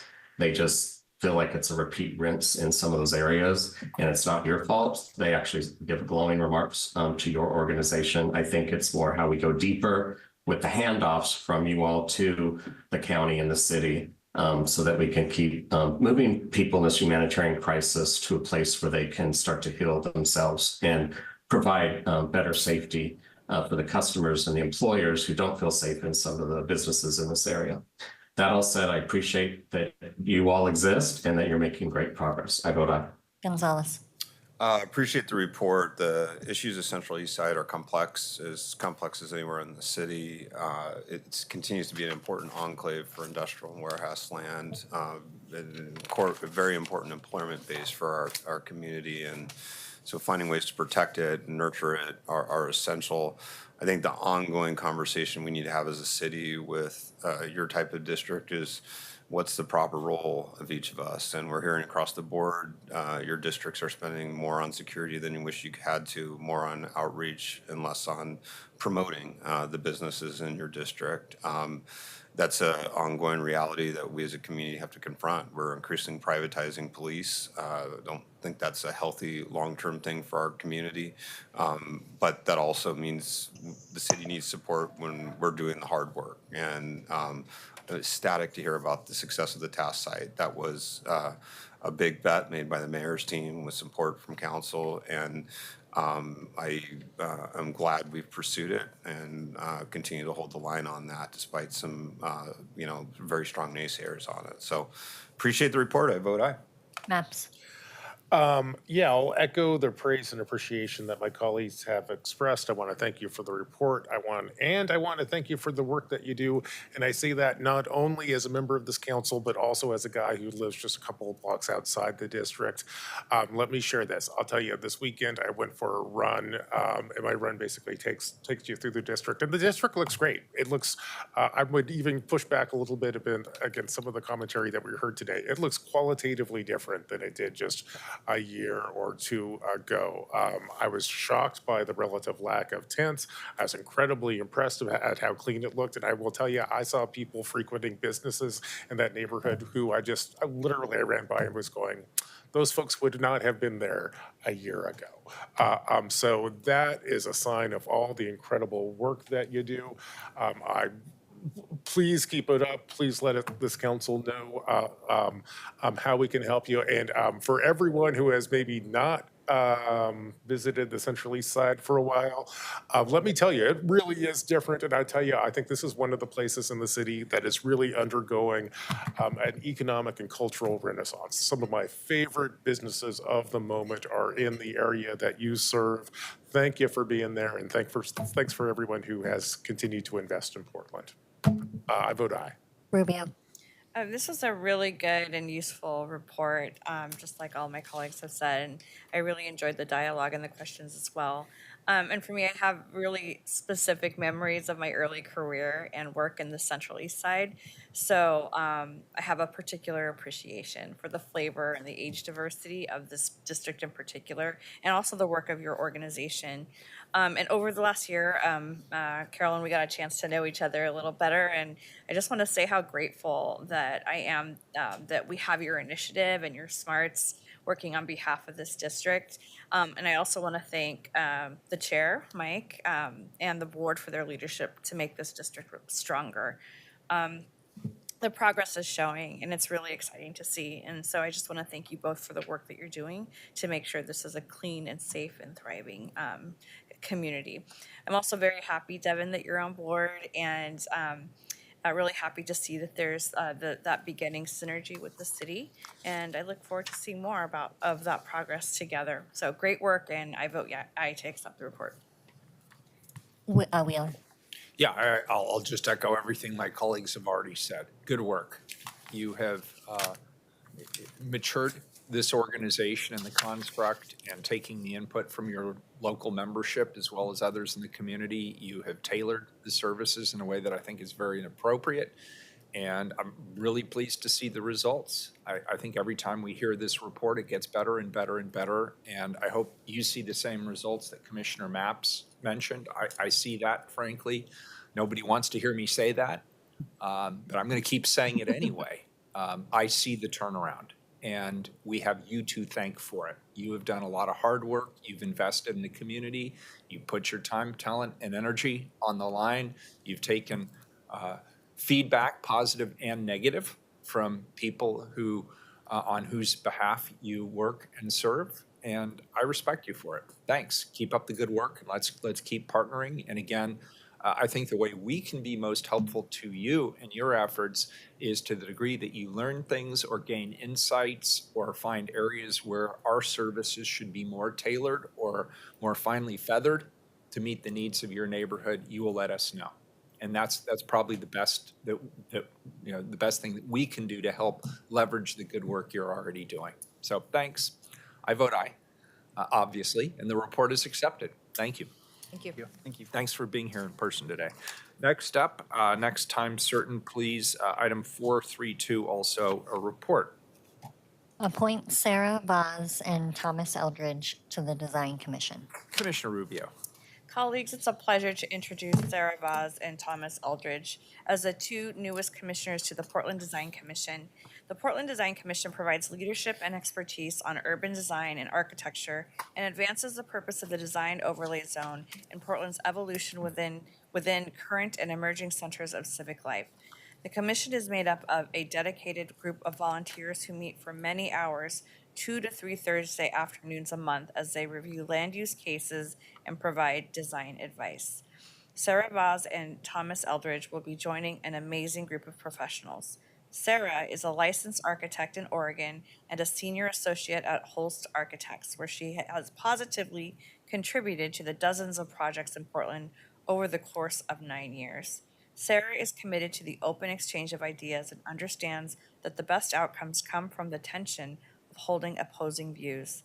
This is a tension that requires a diversity of backgrounds and opinions. Sarah believes the best approach to navigating diverse backgrounds and viewpoints is holding curiosity while working to identify common goals. Welcome, Sarah.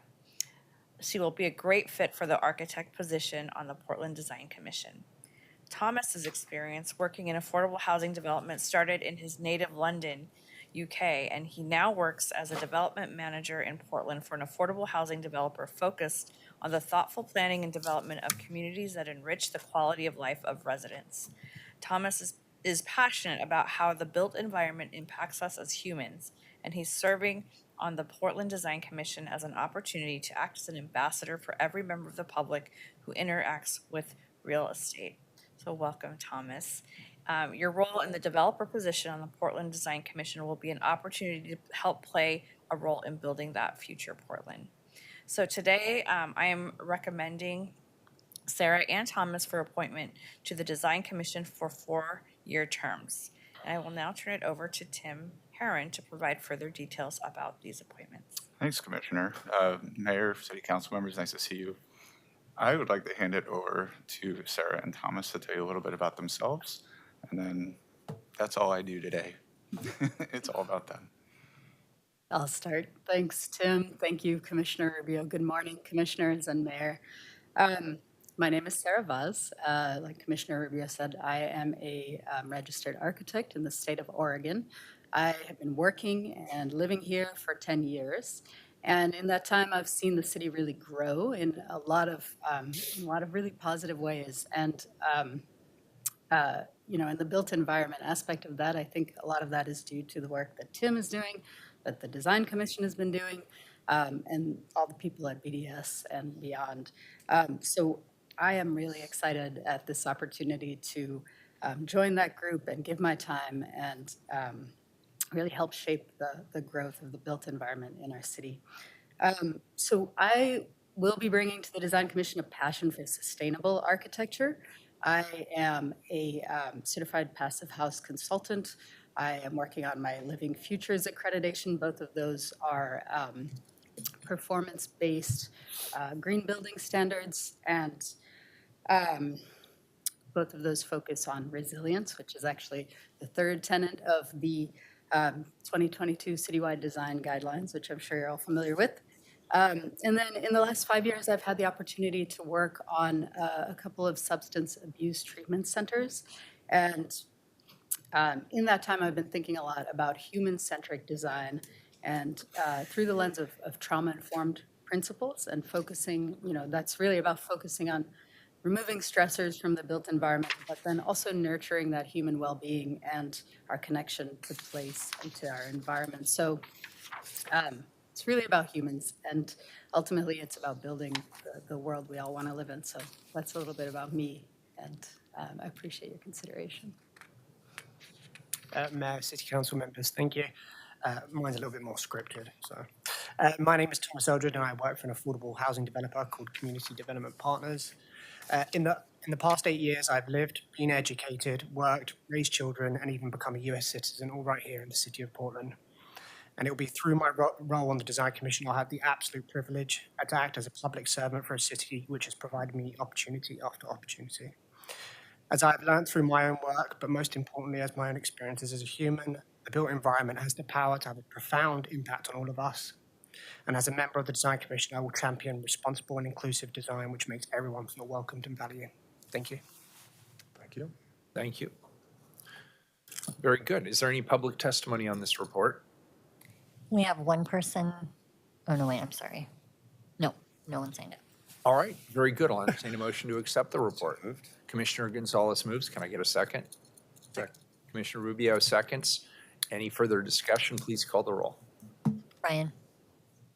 Welcome aboard, Sarah and Thomas. It's wonderful to meet you virtually, and I vote aye. Gonzalez. Thanks so much for your willingness to serve the city. I vote aye. Maps. I want to thank Sarah and Thomas for agreeing to serve on these important committees, or this important committee. I vote aye. Rubio. Thank you, Sarah and Thomas, for your commitment to the city of Portland, and I look forward to see your impact on this work. I vote aye. Wheeler. Well, once again, I'm impressed that we get people of this caliber willing to serve on our committees. We don't personally have the expertise that you have, so it's really important that we have people who do have the expertise that both of you have, combined with the other members of the commission. I think you'll find it an enjoyable experience. I hope you'll have the opportunity to learn and perhaps expand your horizons from your career. And I especially hope that because the pay is terrible. So thank you for your willingness to serve in an important capacity. I vote aye. The report is accepted. The appointments are approved. Thank you. Thank you. Thank you. Appreciate you both. Next up is to the regular agenda. Why don't we take a couple of minutes break, just so we don't have a mutiny here. We will reconvene at 11:30, and we'll start with the proclamation 4:39. We're in recess.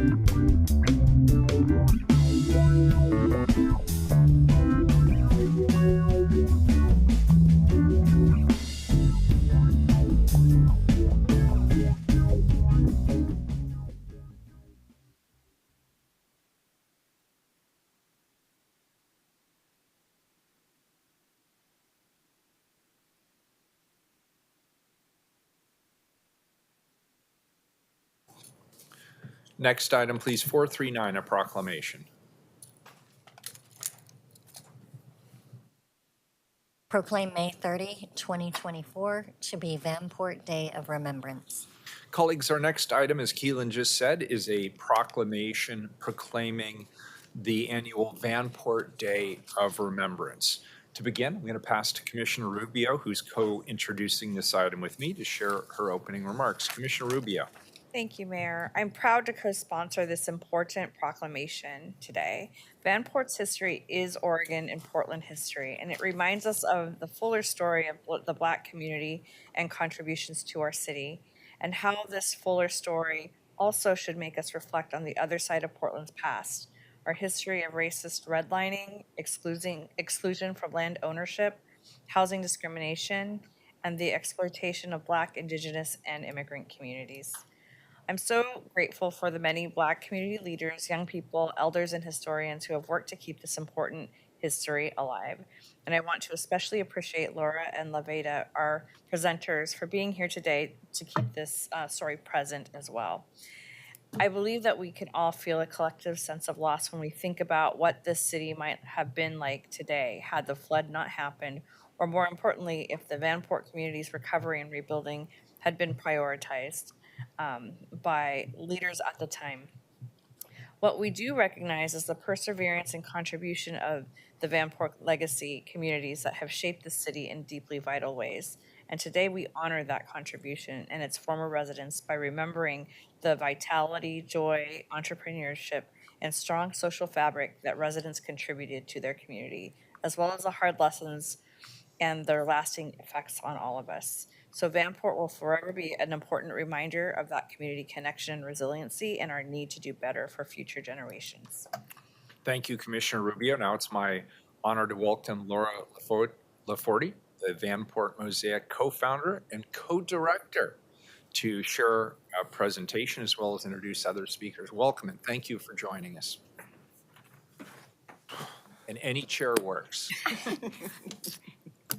Thank you for having us once again. I'm Laura Loforti, and it's the honor of my life to be here to continue to amplify, honor, and preserve the history of Vanport and the legacy of this history and the enduring legacy of this history. Next year, we are going to turn 10, believe it or not. And this story continues to speak to us every day, every year. And the survivors are fewer and fewer. There are fewer with us. So I'm honored to have with me co-director Lavita Gilmore-Jones, a few years ago, his mom, who was a survivor, was here to the proclamation. It meant so much. So it's wonderful that La Vita is taking on this role. I invite you to the Vanport Mosaic Festival. It runs until June 1st. Please come tomorrow, May 30th, the anniversary of the flood, at the Alberta House, where we're going to have a screening of the oral histories. We have the largest archive of these personal and precious stories. And June 1st at the Expo Center in Delta Park, where we are going to activate that land and remember the many stories buried in that land. So I'm thrilled to have La Vita, La Vita, It's fine. La Vita Gilmore Jones. Commissioners and Mayor, thank you for giving me and giving us the opportunity to share a little bit of the story of Vanport. And I am a descendant. I am the granddaughter of Earl P. Cannon and Beatrice Cannon. My mom is B. Gilmore. She was here many times. And I am the niece of Marjorie Moss Cannon and Earl Cannon Jr. There were many former residents who would have loved to have been here today, but many of them are now in their 80s and 90s. And so I spoke to a few of them, and I wanted to just share a few comments from them. What can we learn from Vanport? From Izora Green, she said, "It is important to live together without prejudice." She said, "I realized Vanport was different. It was a place where Black people and white people lived. After moving to Portland, I didn't realize Black people only lived in certain places in the city. In Vanport, we had to get along. I think everyone should know about Vanport. It was someplace special." And then from Dorothy Hadley and her husband Hurtis, the idea is be neighborly and help one another. Our parents came to Vanport expecting to go back south, but ended up staying here because Vanport provided opportunity for a better life. It was a safe haven. People helped one another. Recently, a tree limb came down in our yard. 6 white men, some I didn't even know, came and cut the tree limb up. My neighbor called an arborist to check the tree because she said, "I want my neighbors to be safe." The Hadleys said they learned to live with Black and white people in Vanport and hope people today will do the same. And lastly, from Betty Jones, she said Vanport was a place where people found their agency and where special relationships were formed. We came here for a purpose and we really got involved in the community. After the flood, I can recall people coming to the Y, that's now the Elks Lodge. Whites and Blacks and Japanese and indigenous peoples all came to share their homes with us. While in Vanport, my parents were able to accumulate savings, and my dad crossed that red line designating where we could live, and he bought a house. Mrs. Martha Jordan, who was my kindergarten teacher in Vanport, remained my mentor throughout high school. She was also there for my marriage and the birth of my children.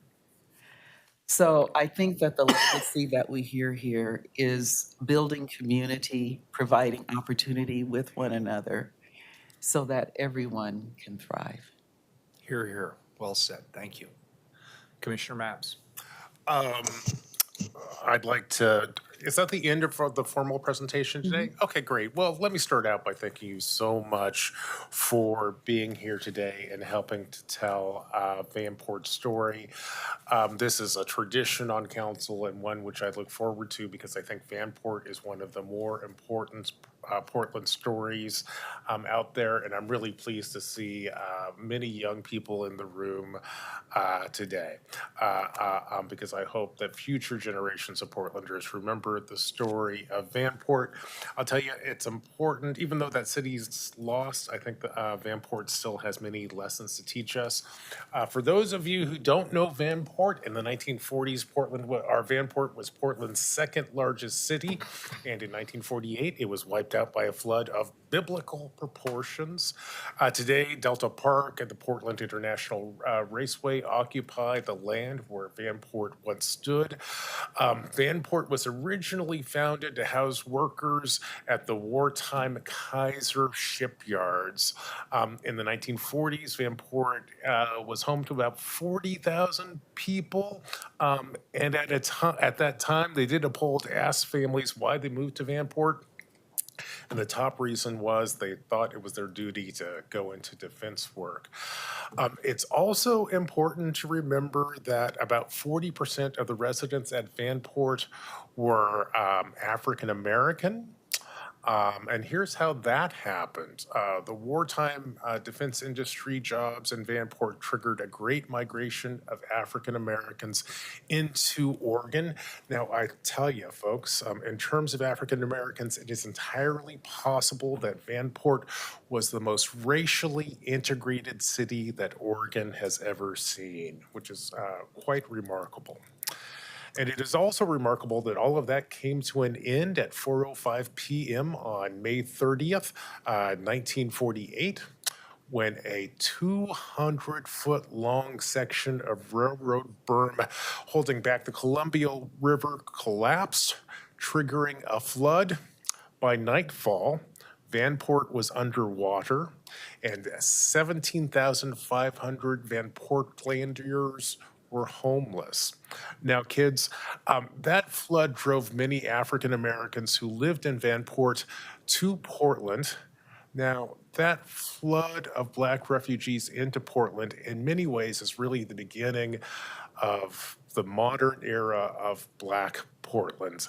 In other words, 1948 is the moment when Portland began to grapple with the cultural change needed to recognize African Americans not only as full citizens of Oregon, but the flood of 1948 was also the moment when white Portlanders began to grapple with the cultural change needed to accept Black Portlanders as neighbors.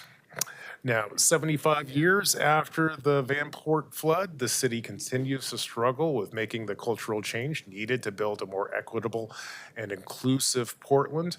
I would argue that recommitting ourselves to engaging in that work is one of the ways that Portlanders can participate in Vanport Remembrance Day. And as we also heard, another great way to participate in Vanport Remembrance Day is to participate in some of the events associated with the Vanport Mosaic Festival. This year's festival includes many great events that'll take place between the 18th of May and June 1st. You'll be able to find everything from a wide range of films. Really excited to check out some of those. We have educational lectures and a walking tour. This is always a great event, especially for the young people in the room. I encourage you to begin to make the Vanport Mosaic a habit and a tradition in your family. And if you want to learn more about the Vanport Mosaic Festival, you can just point your browser to vanportmosaic.org. Thank you, Mr. Mayor. Thank you, Commissioner Gonzalez. I just want to thank the mayor and Commissioner Rubio for bringing this forward. So appreciate your testimony today. As Oregon's second largest city and the nation's largest public housing project during World War II, Vanport is not just a memory, but an integral part of our city's history. Just yesterday, I spoke to a member of the community who shared that his mother was in third grade during the flood and still has a cookie jar that she was able to grab as her and her family fled from their home, one of the last remnants for that family for Vanport. Vanport's story offers valuable lessons on the community resilience in our collective city's history. Vanport's residents, despite segregation, build a diverse community. We must learn from our history to build a better future, and Vanport's a big part of that, a future inclusive of all. It is important to remember those painful events, learn some hard lessons from them, and of course, remember those Portlanders who faced loss of their homes, livelihoods, and beloved family members. Thank you for allowing us to remember and honor those folks today. Thank you. Thank you, Commissioner Rubio. Oh, I'm sorry, Commissioner Ryan. Sorry. It's fine. Thank you so much, Mayor and Commissioner Rubio, for bringing this forward. I really want to thank Laura and Levita as well. Levita, your quotes that you read from the elders were, that was my favorite part of the presentation. So thank you so much for taking that time. And hello to Mr. Ed Washington, who we were so used to seeing for this presentation year in and year out. I just love the storytelling. Commissioner Mapps always does a great job of digging into the history. Having roots in North Portland, you would hear about this history. I was born in '62, and you would hear the stories of the shipbuilding and the workforce housing that were at Vanport and also at Columbia Villa, and the integration that naturally occurred to take on what was a very it was a big deal in terms of the urgency to build those ships at that time. And then after the flood, you would hear the stories of how people would flee, and the redlining realities of injustice just became so apparent. And so I'd hear my parents talk about that story. So it's just good that these stories, which are true, are told over and over again. And also just acknowledge that that community at Vanport, similar to some of the communities like Columbia Villa that were integrated, taught us very early that we could all figure out how to live and work together and build community together. And I'm just so grateful that we don't forget the injustice of what happened after the flood. And on a technical note, why we vote yes on a levy proposal that was on the ballot last week, because this is a grim reality of being below the surface of those rivers near those levees. And I'm just really grateful you're both here, and I look forward to seeing the exhibit. Thanks for reminding us that it's an expo center currently. And you said it closes next week? Or is it this weekend? Saturday, June 1st. Oh, it's this weekend on Saturday. Thanks so much. Good to see you both. I appreciate you. Thank you, Commissioner Ryan. Thank you, colleagues, for your thoughtful remarks. Built in 1942, Vanport was once the country's largest public housing project and Oregon's second largest city. Due to redlining and discriminatory housing practices that were taking place in Portland at the time, many people of color were forced to live in the Vanport neighborhood, making it demographically diverse, with African American, Hispanic, Native American, Asian, and white working class populations.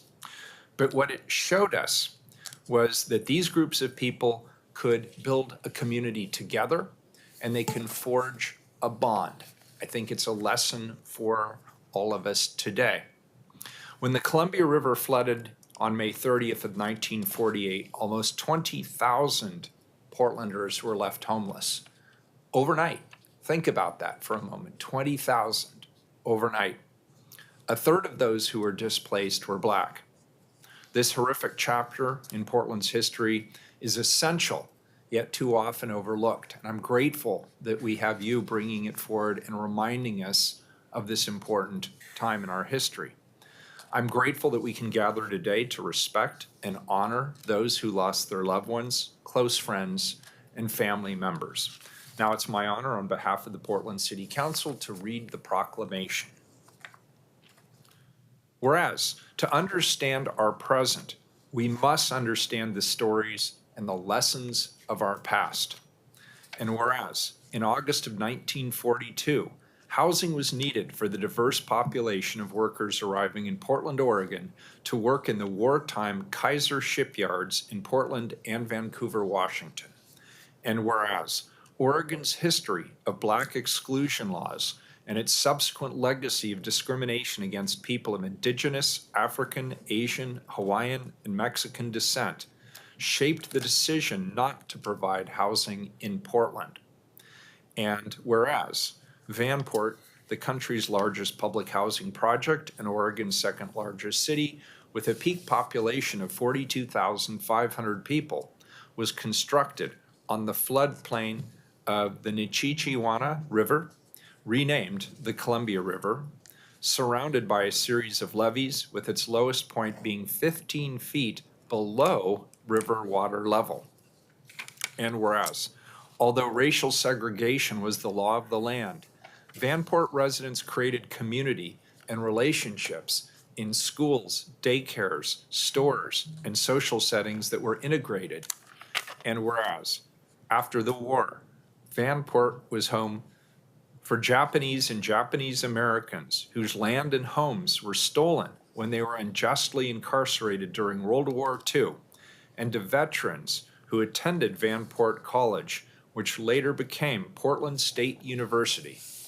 And whereas in the spring of 1948, despite heavy spring rains and melting snow resulting in alarming river rise, the Housing Authority of Portland, with assurances from the Army Corps of Engineers, told residents that they were safe and that they would have plenty of time to evacuate if there were flooding, and that they should not, quote, get excited, unquote.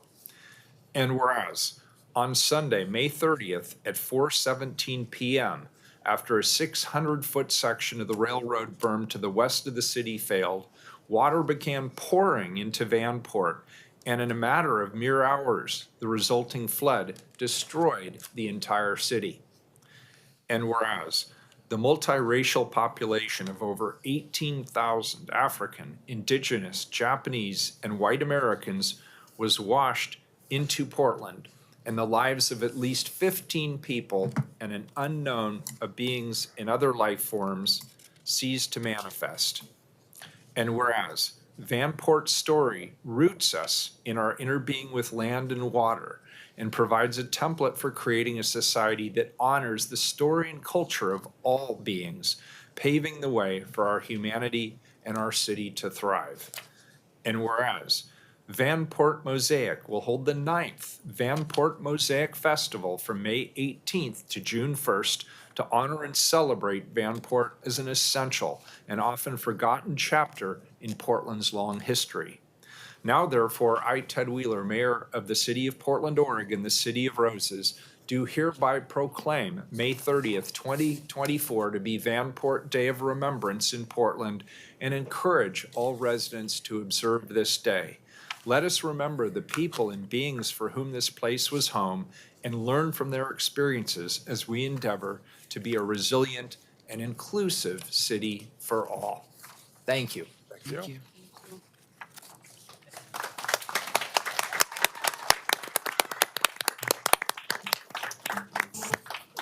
Thank you very much. Next item, 440. Authorize agreement with Travel Portland for the marketing and promotion of convention business, tourism, and overnight lodging using a sole source procurement and provide for payment. 440 is a second reading. We've already heard a presentation and had an opportunity for public discussion. Is there any further business on this item? Please call the roll. Ryan? I'm sorry, Mayor, could you repeat that? Yes, 440, second reading. This is the travel in Portland. Oh, okay, thank you, sorry. Aye, and it was a great presentation. Aye. Gonzalez? In renewing our partnership with Travel Portland, we are taking a crucial step in revitalizing Portland's economy.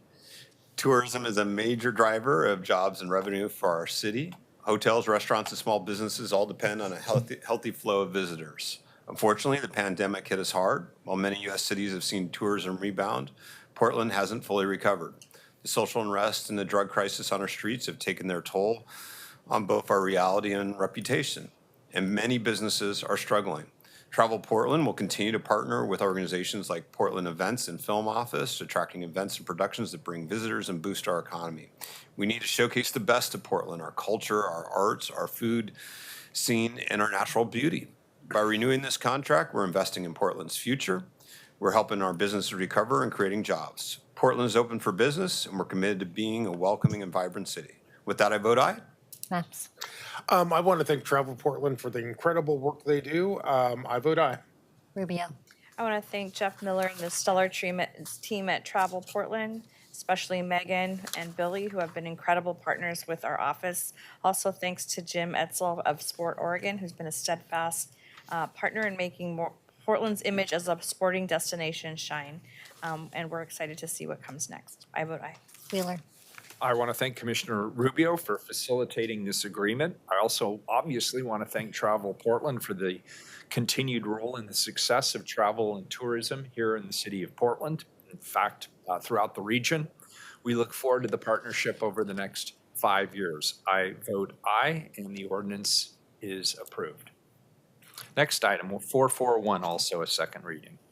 Authorize transfer of the Economic Development Administration revolving loan fund to Prosper Portland. Any further business on this item? Seeing none, please call the roll. Ryan, Aye. Gonzalez. Aye. Naps, Aye. Rubio. I want to thank again Director Branham for her steadfast leadership and to Tony and Kay for coming to testify and the Prosper team who worked on this. I vote aye. Wheeler. Again, I appreciate that this ordinance will allow Prosper Portland to broaden its small business lending services, which offer greater access to capital for many entrepreneurs and job creators in our community. Once again, I want to thank Commissioner Rubio and Prosper Portland for the work done to bring this item to the council. I vote aye, and the ordinance is adopted. Item 442, also a second reading. Amend code to create Portland Permitting and Development and amend Administration of Public Works Permitting Code to transfer certain public infrastructure permitting duties. Colleagues, any further discussion on this item? Please call the roll. Ryan, Thank you, Mayor. And Mayor, I want to start off by acknowledging that sometimes when we do handoffs of assignments, they can be clunky and sometimes they're very seamless and there's no fumbles and the work continues. So I want to acknowledge the handoff that went from my office to Commissioner Rubio's office on this item. And I want to lift that the work did continue. And within that, I want to start by acknowledging Terry Tyson and her team. Terry, without you and your expert team of cat herders in this that were put into the budget in 21-22, we would just not be here today, establishing a single permitting authority. So from the bottom of my heart, I want to thank you and your team for persevering and continuing to do that work on the ground on a daily basis. You know, the initial goals of the permitting task force remain our North Star.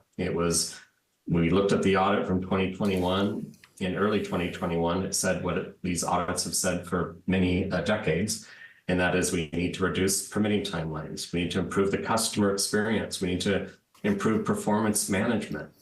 We need to also maintain, of course, the codes to protect the infrastructure of our beautiful city, which includes the protection of our land. Today, we are reaching an important first step, but we are just getting started. Success means the continued deep engagement of staff in process and workflow improvements, continued accountability from leaders of all the service delivery areas to the customers is also key.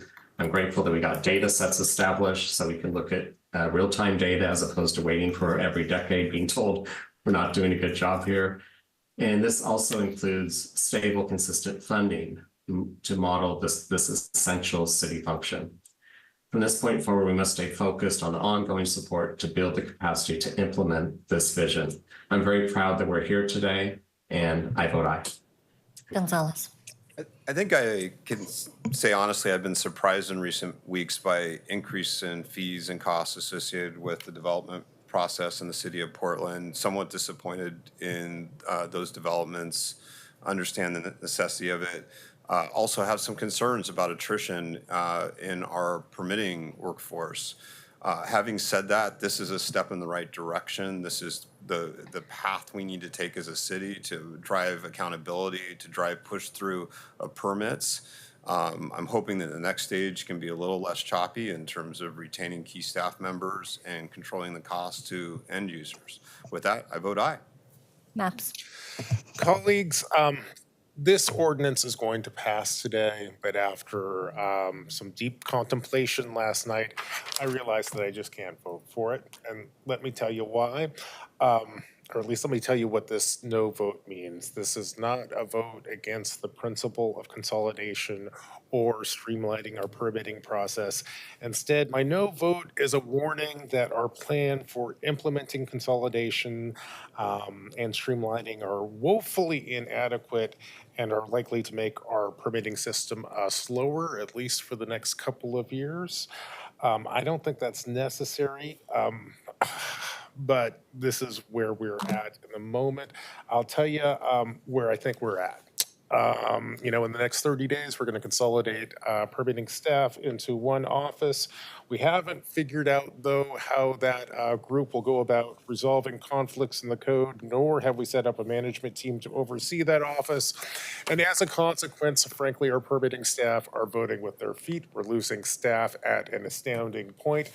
Frankly, at least in the public workspace, our permitting bureaus are kind of in free fall. I am deeply concerned about our ability to get out public works permits even as soon as this summer. As you all know, these are highly trained staff that will take about 18 months to replace. So given the track that we're on, we're probably looking at about 2027 or so before we can kind of recover from some of the damage that I suspect we will inflict on ourselves with this particular approach. I don't mean this as a political jab at all. I think everyone here is trying to do the right thing. I think we all understand different parts of this process. I do hope it works well. I will be available as a resource as we move forward to make our permitting process better. But for today, I'm going to vote no. Rubio. I want to acknowledge and appreciate Director Jordan, Terry Tyson, and the entire Permit Improvement Project team for the critical work that led to this moment. I also want to thank Commissioner Ryan for being a strong and good partner and for sharing institutional knowledge in this transition of work. I also want to thank Commissioner Mapps for raising important questions as this work moves forward. This whole group have put in countless hours to get to this pivotal point. And I'd also like to point out the recent update about put together by the team that outlines what will be changing and when those changes that will be happening, things that we've talked about numerous times in this presentation. I'd also, this is an extremely important information that will keep our staff fully informed of all these crucial details that may impact day-to-day work. I truly believe that bringing together these currently separately located teams will further the process improvements that are already happening and make a positive difference in the experience of our customers. I also want to acknowledge the uncertainty and concerns felt by some of the impacted employees around this transition and make sure that you know that you are supported by this team, and it is the intention of this team to ensure you are centered in shaping this newly aligned work every step of the way. Lastly, I want to appreciate the staff and customers who have brought us to this point. You are the experts on how to build a better system, and we all look forward to learning about your progress in the months ahead. I vote aye. Wheeler. I vote aye. The ordinance is adopted. Next item, 443, a proclamation. Proclaim May 2024 to be Asian American, Native Hawaiian, and Pacific Islander Heritage Month. Colleagues, as you just heard, our next item is a proclamation, and it honors the Asian American, Native Hawaiian, and Pacific Islander Heritage Month. To begin, I'd like to, do we have King Tran here? Yes, we do. Great. I'd like to welcome King Tran of the Safe Blocks program, as well as our AA-NHPI Employee Resource Group. I wasn't sure if you were here or over in the Portland building, but thank you for being here today. Yeah. So thank you, Mayor Wheeler, commissioners, colleagues, and friends for joining us this morning. My name is King Tran, and I'm a Safe Blocks Program Coordinator with the Office of Violence Prevention and the Community Safety Division. I first want to preface by saying that before I was even a city employee and an American citizen, I was just a little boy from Da Nang, Vietnam. English was not my first spoken language, so getting this opportunity to speak in front of you all is an honor and an accomplishment in itself.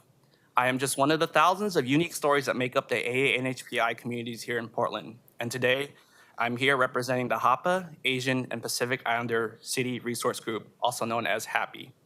We are here today in partnership and solidarity with FACE, the Filipino American City ERG, and Metro's People of Color ERG to celebrate Asian American, Native Hawaiian, and Pacific Islander Heritage Month.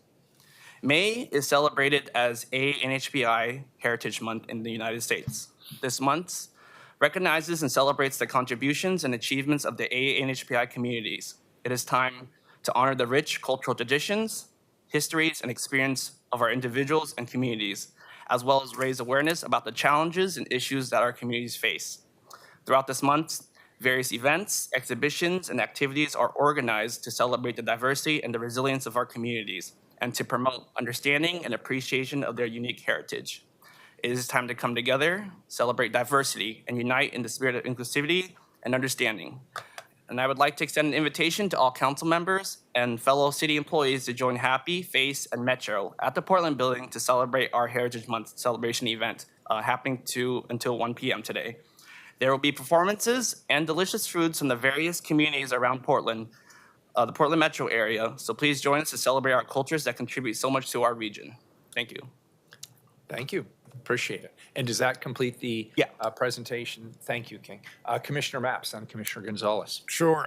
Number one, thank you for your service to our city. As a guy who used to be over in the old crime prevention program, I very much appreciate seeing you. And I also appreciate you being here today to help us introduce this important proclamation. I also want to say to my colleagues, I'm delighted to join you in proclaiming May 2024 to be Asian American and Pacific Islander Heritage Month. Now, it is during this month that we come together to recognize the history, achievements, and unmet needs of Asian Americans, Native Hawaiians, and Pacific Islanders. I will tell you, folks, people of Asian descent have been here in Oregon since the 1850s. Our Asian ancestors worked in the mines in eastern Oregon. They built the railroads, they were farmers, and they were fishermen. In other words, they built the Oregon that we inherited and love today. Now, despite the contribution Asian Americans have made to our community, our Asian American neighbors have endured a long history of discrimination. For example, the Chinese Exclusion Act of 1882 banned Chinese immigration to the United States. And during World War II, here in our own city, Portlanders of Japanese descent were rounded up and imprisoned at the Portland Expo Center before being shipped off to internment camps. And even today, Asian American communities endure harassment and violence. While racism has been part of our city's past, racism does not have to be part of our community's future. That's why this council stands with our Asian American and Pacific Islander neighbors in condemning and working to end acts of violence against the Asian American community. And there are other challenges which we must overcome as well. For example, the American dream remains out of reach for far too many Asian American families. That's why I'd like to take a moment to thank our community partners who support Portland's API community, especially the good folks over at the Asian Family Center, Apano, ERCO, the Chinese Consolidated Benevolent Association, the Vietnamese Community of Oregon, the Japanese American Society, the Philippine American Chamber of Commerce, and the Asian Health and Service Center.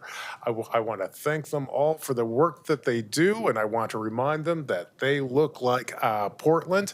And colleagues, for these reasons and more, I'm proud to join you in declaring May 2024 to be Asian American and Pacific Islander Heritage Month here in Portland, Oregon. Thank you, Mr. Mayor. Commissioner Mapps, Commissioner Gonzalez. I want to thank the mayor for bringing this proclamation forward. I'm so pleased to join in uplifting our Asian American, Native Hawaiian, and Pacific Islander Portlanders, collectively 1 in 5 of our residents. From Old Town, Chinatown, to the vibrant small businesses lining 82nd Avenue and Points East, the contributions of these diverse communities are evident all across the city. I know that all Portlanders are better off due to the variety of communities' hard work, unbreakable sense of community, and cultural contributions. Since coming to City Hall, I've been so lucky getting to know the various communities throughout the city. From being featured at the Festivals of Nations celebration along Division to the Dragon Boat dotting ceremony, there has been a lot to celebrate. Let us commit to supporting them by offering our gratitude to their contributions, supporting their small businesses, visiting the countless locations that educate and celebrate the diverse cultures of the Asian American community. United as one city and celebrating diversity is our greatest strength and what Portland needs the most right now. So happy to see this proclamation. Thank you. Thank you. Commissioner Rubio. First, I want to thank King Tran and the City Employee Resource Groups and presenters for bringing this proclamation forward today. We lift up our city employees today and also the many AA and HPI cultures that come together to contribute culturally, economically, and socially to the vibrancy and well-being of our city. And we know that the cities of the future are really those that actually see value in their cultural diversity. And they are welcoming, and they also understand that this diversity creates a rich and varied world that increases the ranges of opportunities for everybody, and also nourishes our human capacities and values and exemplifies the potential of our collective communities. So that's why community organizations and organizations like Happy and the thriving business community in Portland and educators from the AA and HPI community are such valued contributors to this history in Portland and have shaped our city. So it's time to call all of us to action and walk our talk by supporting and promoting and retaining these leaders, lifting them up, patronizing their businesses, and also lifting up their art. So we owe this community for their countless economic and contributions and social contributions, and today is an important tribute to that. So thank you for all you do and for being here today. Thank you, Commissioner Rubio. Commissioner Ryan. Yes, thank you, Mayor. Thank you, King Tron, for the great presentation. You represented your fellow employees at Happy so well. I sure wish I could get to that celebration of the Portland building. I must say it's making me hungry just thinking about it. You know, I just want to say a couple things, and a lot of people don't know this, but in the late 70s, Roosevelt High School, where I was a sophomore at the time, around 77, was when the Laotian and Vietnamese refugees were targeted to attend Roosevelt High School. So suddenly we had 300 to 400 new students that came right after the winter break. And it was such a fascinating experience for me as a 15-year-old to really experience what was happening with the refugee community. And I'll never forget it. About a year or two into it, I met a classmate, well, that was a couple years younger than me, and his name is Mr. Lee Po Cha, who became a part of student council. We became friends, and we're friends to this day, as he continues to be such a big leader in our community. I also want to just lift my sister-in-law, who, thank goodness, my brother married her over 40 years ago, and she's Hawaiian and Filipino. There's so many things I could say about how that makes it so much better. I also want to acknowledge the sister city relationship we have with Kaohsiung in Taiwan, and how magical it was to represent the city on a cultural and civic exchange this past February. It led me to be motivated to be a part of the Dragon Boat festivities, and there's just something amazing about being on the water a couple of nights a week, all of us rowing in the same direction, which is something we, of course, we need to do with our major issues in our city. Anyway, the Asian Pacific Islander community is Portland. They're leaders in our city, and they make our city such a better place. Thank you for being here today so we can celebrate you and your colleagues. Thank you, Commissioner Ryan. Thank you, colleagues. Thank you, King. Today we celebrate Asian American, Native Hawaiian, and Pacific Islander Heritage Month. This month provides a vital opportunity for us to honor the rich cultures, the traditions, and the remarkable contributions of these collective communities here in the city of Portland. Portland is very fortunate to have almost 60,000 residents who trace their roots to Asia and the Pacific Islands. Their presence enriches our city in obvious and countless ways, and my colleagues have highlighted some of those, from diverse languages to exciting festivals to sharing traditions. These communities have significantly contributed to the cultural, to the social, to the economic fabric of our city, and therefore shaping our collective identity. The contributions of Asian American, Native Hawaiian, and Pacific Islander communities span across all aspects of our society. However, as we celebrate, we also have to acknowledge the challenges as well as, frankly, the injustices that these communities have faced. The rise in hate crimes and discrimination is a stark reminder of the ongoing fight against prejudice and inequality. Portland stands firmly against such acts, and we're committed to ensuring that we remain a place where everyone can live without fear and with the respect and the dignity that they deserve.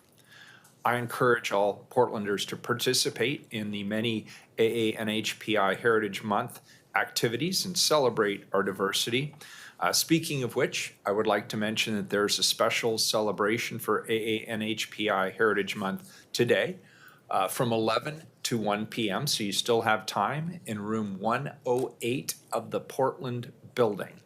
Now I'll read the proclamation on behalf of the City Council.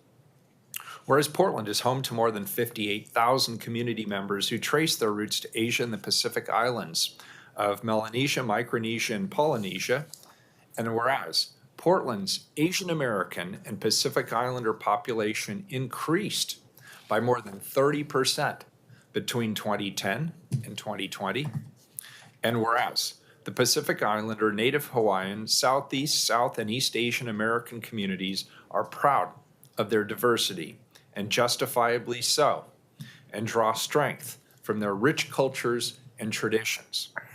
And whereas Portland's Asian Americans and Pacific Islanders come from a complex and diverse mix of many languages, ethnicities, and faiths, including Buddhism, Christianity, Catholicism, Confucianism, Hinduism, Islam, Judaism, Shintoism, and Sikhism. And whereas in 2023, reported hate crimes in the U.S. increased an average of 17% from the prior year, with Asians, Pacific Islanders, and Sikhs experiencing high percentages of targeted hate. And whereas City Council declared the City of Portland a welcoming city, a sanctuary city, and an inclusive city for all in a resolution adopted on March 2nd of 2017. And whereas the Portland City Council believes that all immigrants and refugees are critical additions to the social and economic well-being of our city. And whereas in 2020, the Portland City Council adopted anti-racism and equity as two of its core values. Whereas May 18th is Asian American and Pacific Islander Day Against Bullying and Hate, where Act to Change rallies communities against hate by uplifting Asian American and Pacific Islander youth voices and equipping our youth to become advocates against bullying. And whereas Asian American, Native Hawaiian, and Pacific Islander Heritage Month is an opportunity for all individuals and organizations to recognize these communities' contributions, development, and defense of our nation, as well as the cultural, civic, and economic life of Portland for over 150 years. And whereas Portland, through dialogue with representatives from Asian American and Pacific Islander communities, continued to address the needs and concerns of its community members and remains committed to seeking solutions to problems such as prejudice, discrimination, and violence. Now, therefore, I, Ted Wheeler, Mayor of the City of Portland, Oregon, the City of Roses, do hereby proclaim May of 2024 to be Asian American, Native Hawaiian, and Pacific Islander Heritage Month in Portland, and encourage all residents to celebrate and honor the cultures of Asia and the Pacific Islands of Melanesia, Micronesia, and Polynesia. Thank you. Thank you.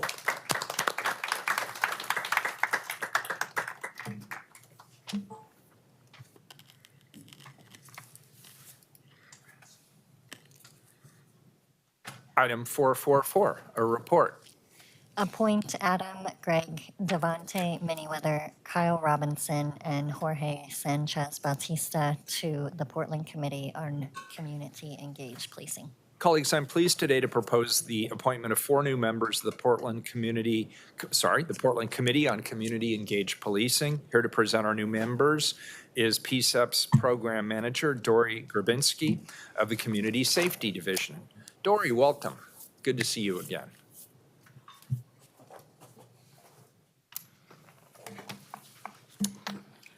All right, good afternoon, Mayor and Commissioners. My name is Dory Grabinski, and I'm the Project Manager of the Portland Committee on Community Engaged Policing, also known as PSEP. As you know, the PSEP Committee was created as one of the remedies under the settlement agreement between the City and the Department of Justice. PSEP works independently to ensure that community voice is a part of policing and public safety in Portland. We are here today to request the appointment of 4 new members to the committee. This will bring total membership up to a fully seated 13. Devontae Miniweather, Adam Gregg, and Kyle Robinson will fill 3 at-large seats. Jorge Sanchez Bautista will fill the remaining youth seat. I think that's enough from me, and I'm excited for you to hear from our candidates directly.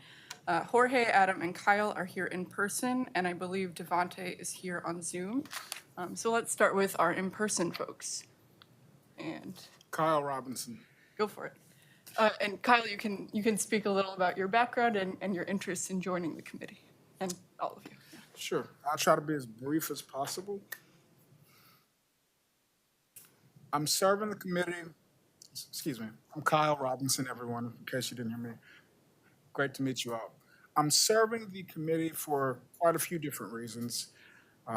Most importantly, I think that, well, I'm sure we all recognize that a lot of major cities in this country and the police that police them they're undergoing an evolving relationship. And it looks a little bit different in every city. And I'm not gonna sit up here and pretend like I'm the hometown hero.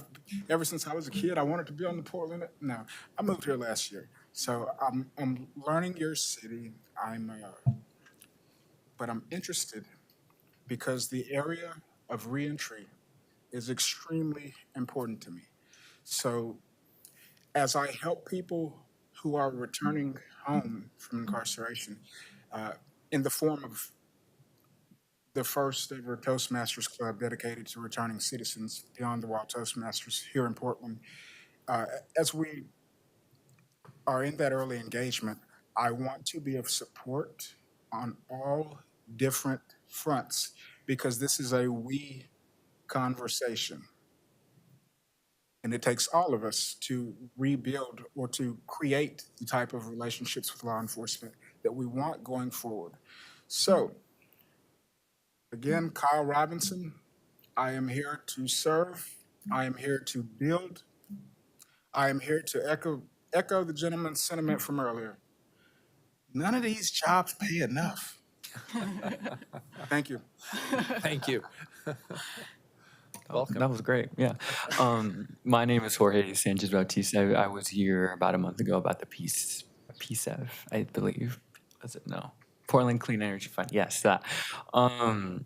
Yeah, just to kind of highlight what he said was, just with everything that we've seen since 2020 and throughout, the country, that's definitely one part of it for me as a youth. It's more just one, providing the youth voice and take this as a learning experience for sure. I don't really know much about police. I'm going to put that out there. And I want to understand it more because, police have been seen as a, let's say, complicated issue and controversy. And I've met some cops and it's been like, mix and match. So this way I can, one, learn from them, work with them, and see what I can do on, working with them. Thank you. Appreciate it. Mayor, Commissioners, my name is Adam Gregg. Thanks for the opportunity to be here today. I moved to Portland 20 years ago and fell in love with the city. I maintain those feelings today. Since that time, I have encountered a number of difficulties, some self-imposed, in line with addiction, mental health issues, arrest, and incarceration. Additionally, I've found a great deal of success in this city through my recovery, opportunities to volunteer, become a participating member of the community, and I just recently finished my first year of law school. I hope that that combination of experiences is valuable to the committee as well as the city. And I am truly grateful for this opportunity. Great. Thank you, all three of you. Commissioner Gonzalez. Oh, and is Sorry. Devontae online? Oh, I'm sorry, Devontae. Go ahead. Hello. Hi. I'd like to start off with just greeting the council and also the commissioner and mayor. Really just thank you so much for the opportunity to speak today, and furthermore for welcoming me onto the Portland Committee for Community Engaged Policing, or PSEP. So to start, I'm a proud husband and father of 3 boys. obviously an African American male. I am a Portland native, born and raised. I grew up off of Ainsworth in Northeast Portland. Currently, I am employed full-time with the Oregon Department of Human Services, and I'm also a full-time student at PCC, looking to transfer to Portland State and pursue a double major in political science and criminal justice, and then apply for law school. I'm incredibly excited about the council's decision to appoint me because it does allow me to pull from my accumulative experiences, both professionally and personally, in previous work that I've done and currently doing, working with economically challenged or disadvantaged Oregonians, and also those who are underrepresented, both within the BIPOC community and individuals with disabilities.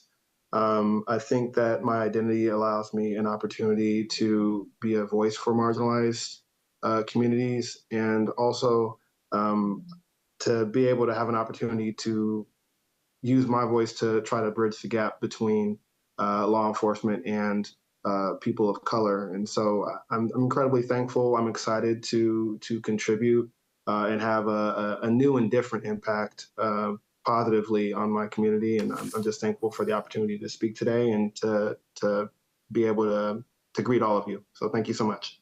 Thank you. We really appreciate it. Colleagues, if there's no questions, I'll entertain a motion to accept the report. So moved. Sorry? We do have testimony. Okay. We have one person signed up, Mark Porras, Portland Cop Watch. Go ahead, Mark. Yep. Good afternoon, Mayor and Commissioners. My name's Mark Porras. I use he, him pronouns, and I'm with Portland Cop Watch. It's encouraging. The city's getting the Portland Committee on Community Engaged Policing back up to full strength at 13 members for the first time in about 9 months. We have no objection to any of the candidates, and we're grateful for their service and look forward to PSEP's codification to ensure that the community has a voice in how it is policed, even if and when the settlement agreement comes to an end. Notably, though, 2 people are taking over partial terms that end in August, just over 90 days from now, while the other 2 are on for 15-month tenures. The compliance officer conducted some interviews with PSEP members, but we've not witnessed a concerted effort by the city to figure out why so many volunteer members resign their seats early on this important committee. This level of turnover is disruptive and not conducive to allowing them to fulfill their mission of fostering meaningful community engagement with and building community trust in the Police Bureau. We appreciate the diversity of backgrounds this new group of volunteers brings, including one person self-identifying as a recovering addict, one who advocates for people in jail or prison, a political science student, and a high school community organizer. We also appreciate that despite all of today's appointees using he, him pronouns, PSEP will still be about as gender balanced as it can be. We expressed concern last month when 8 new appointees or alternates to the Citizen Review Committee all used he, him pronouns. Similar to community concerns about representation within the Police Bureau itself, we hope future recruiting efforts will emphasize creating and maintaining gender balance on PPB's advisory committees. That's it. Thanks. Thanks, Mark. Appreciate it. I'll entertain a motion to accept the report. So moved. Commissioner Gonzalez moves. Can I get a second, please? Second. Second from Commissioner Ryan. Any further discussion? Seeing none, please call the roll. Ryan. Yes, thank you so much for bringing this forward. It was great to hear from all 4 of you, Kyle, Jorge, Adam, and Devante. Jorge, you're everywhere. You're quite a volunteer for our city. You're also on the New Portlanders Policy Commission, if I am remembering. Yes. Anyway, I'm sorry I can't be there today. I'm not feeling well. But it was just very inspiring to hear all your personal stories. It's great to have some youth at the table. And anyway, I'm thrilled. I also want to thank those who are leading. They did some great service. I just want to acknowledge that as well. You're on some great shoulders as we move forward. Thank you for bringing up the week conversation, Kyle. That was very inspiring. And onward. All right. Thank you. Gonzalez. Thanks so much for your willingness to serve the city of Portland. I vote aye. Maps. Yeah, I want to thank Adam, Devante, Kyle, and Jorge for agreeing to serve on this important committee. I vote aye. Rubio. Thank you, Devante, Jorge, Kyle, and Adam for stepping up into this role. Incredibly important work. And I just want to take a second to also lift up Jorge and remind folks that he's a high school student at McDaniel. And I'm just so impressed with that for you stepping into this leadership role. And also because, like Commissioner Ryan said, I see you active and taking leadership in so many ways in the community. So well done. You're a great example of service, as you are all as well. I vote aye. Wheeler. Well, we all appreciate your stepping forward for sure. With these appointments, we're going to add members who bring unique experiences, lived experiences, including a youth member, which is always very exciting to us. I've obviously had the pleasure of spending time with PSEP leadership discussing many of the important issues as well as opportunities ahead for the city and the Portland Police Bureau, and I look forward to continuing to strengthen that work as we move forward. Last but not least, I want to thank you all. I want to extend my heartfelt thanks and gratitude for your service to the community. And just as a side note, I really appreciate the perspective you brought to the table in terms of wanting to listen, wanting to understand, wanting to be more engaged with the issues that exist in policing in our community. You're correct, it is very complex. And there are many, many different perspectives. Everybody has an opinion. But oftentimes, the truth is an intersection of many, many different perspectives. And I encourage you all to seek that truth individually on your own, because you'll be getting lots of pressure from the outside, people telling you what you should think and how you should think and why you should think the way you think. No. We picked you because you were independent, you were thoughtful people, you were smart, and you can draw your own conclusions. And I really encourage you to keep an open mind in that respect. So thanks for all stepping forward. I vote aye, and the report is accepted and the appointments are approved. Thank you. Devante, thank you as well for joining us online today. Thanks. Thank you. Next item, colleagues, 445. This is an emergency ordinance. Authorize purchase of public order shields and replenishment of crowd control munitions for use by the Portland Police Bureau Rapid Response Team. Colleagues, as you will all recall, we accepted a report from Independent Monitor, LLC, that examined the 2020 protests and riots. That report also made recommendations as to how we can best prepare our police bureau to support public order events safely and constitutionally, and build a team of officers who specialize in this important work. To that end, the Bureau has been working diligently to plan for implementation of the recommendations, including identifying appropriate equipment that reflects best practices for tactical officers. With council approval, PPB tested certain pieces of equipment for this team, and it's now back to request authorization to make the purchase of this vital equipment. Not only is this equipment and team an important facet for our agreement with the United States Department of Justice, they are essential to ensure public safety as we navigate current events and the impending election. As many of you know, the Portland Police Bureau is already managing multiple public order events each week and doing, in my opinion, a great job of supporting peaceful expressions of free speech while also working to hold criminal behavior accountable.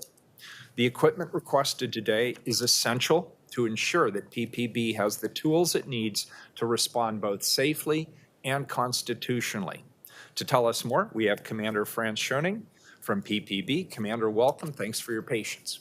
Thank you, Mr. Mayor, and thank you, commissioners, for allowing me to be here and speak about this. You stole a lot of my thunder, Mr. Mayor, so I'll cut to the chase and be brief. I do want to acknowledge that since this agenda item was scheduled, we've received a lot of questions from the community, and I've heard personally some concerns from community members who believe that this agenda item reflects a belief that the Portland Police Bureau is going to return to policing these events with a heavy hand. And I've also heard from community members since 2020 that there's a visceral fear of returning to the unrest and disturbances to the downtown community we experienced. And I guess my message to you and to the community is it's not a zero-sum game. I think we can hold both those truths at the same time. I believe that the Police Bureau has been working diligently to prepare for these events. A couple of items have come in front of council, and unfortunately that's the piece to hit the public radar. The request for premium pay for our members and also for this specialized equipment. What hasn't been necessarily messaged or heard is all the other things we're doing to prepare for these events that are equally important or more so. Our investments in the dialogue liaison officer program, on reconstituting our bike squads.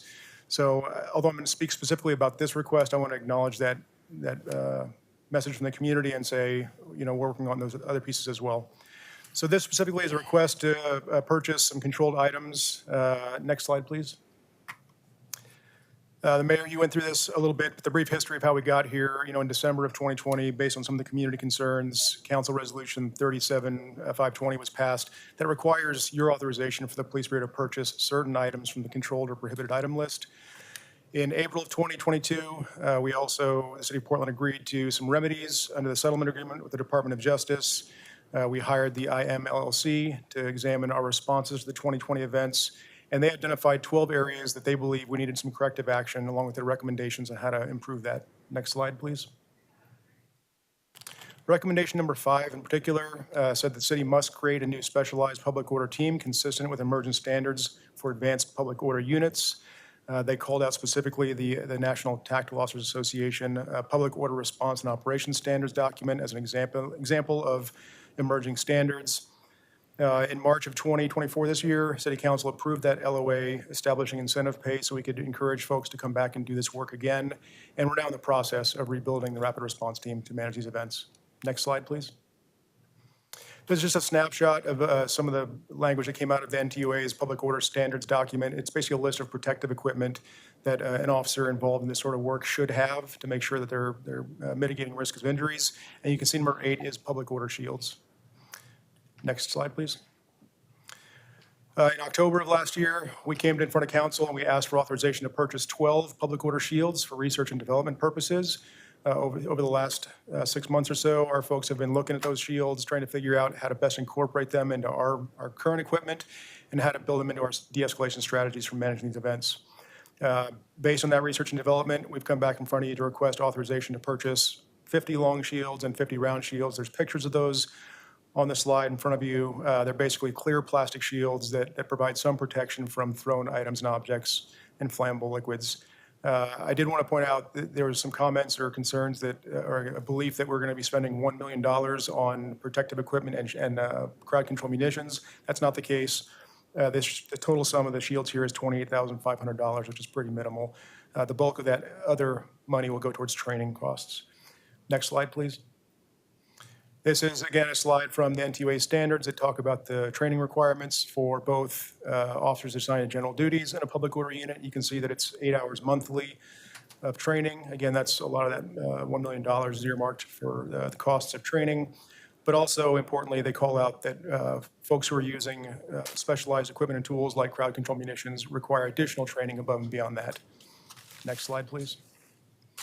So for our folks who are going to be asked to be prepared to use crowd control munitions, there's an additional 30 hours of training that they're going to go through on top of their baseline public order training, and then 20 hours of training annually on top of that. That training is largely going to fall around Bureau directives, Oregon law, constitutional case law, de-escalation principles, how to use the equipment, written testing, and then demonstration of skills and qualifications. Next slide, please. Every quarter, we come in front of council and provide you with an inventory of our crowd control munitions, tear gas, obscurants, kinetic impact projectiles, and flash sound diversioning devices. In 2020, there was a lot of agencies around the country dealing with civil unrest. A lot of them placed orders for these types of munitions. There was a supply chain issue, so a lot of agencies overstocked or overordered these munitions. The police bureau is no different. We ordered a whole lot of munitions in 2020. Not sure when we'd actually be able to get them. We wanted to make sure we had them if we needed them. So you can see, based on the current inventory, we've got a lot of backlogged crowd control munitions. Those all have a 5-year expiration date. So all the munitions we purchased in 2020 are going to be expiring in January of 2025. So that entire inventory will be either disposed of or be used for training. The request going forward is much more proportionate. You can see we've downsized our plans for these munitions. The list is there on the slide, but the sum total of that purchase is going to be $27,700. And I think it reflects not only that we're going to be moving away from this tactic, hopefully moving forward, but also that reflects mostly what our training needs are with some operational needs. Next slide, please. So again, alternative strategies. We're not going to be focusing heavily on using force or crowd control munitions when we're managing and facilitating these First Amendment events, and hopefully responding to, again, criminal activity that happens sometimes within those. We're going to be using our demonstration liaison officers to facilitate those events, and again, bicycles more often. We are required, though, to provide protective equipment for our members that are out there doing this dangerous work. That decision on what type of equipment to use is driven by the incident commander based on actual information or credible information about threats of violence. And then lastly, a lot has changed since 2020. Oregon law 181A708 has placed a lot of restrictions on how we use munitions, especially tear gas, and Directive 63510 has incorporated those as well. So there's still going to be a lot of thresholds we have to meet to use those munitions. Next slide, please. And that's it. Any questions? Very good. Colleagues, questions? Any public testimony? We have 3 people signed up. Commissioner Mapp, sorry. Dan has a Commissioner question. Ryan, go ahead. Oh, I just have a real quick one. Thank you, Commander, showing. So it looks like we do more training than is required by the state of Oregon. Is that correct? Yes. Okay, when I looked at that slide, that's what it looked like. Thanks. We have 3 people signed up. All right. Christopher Olson online.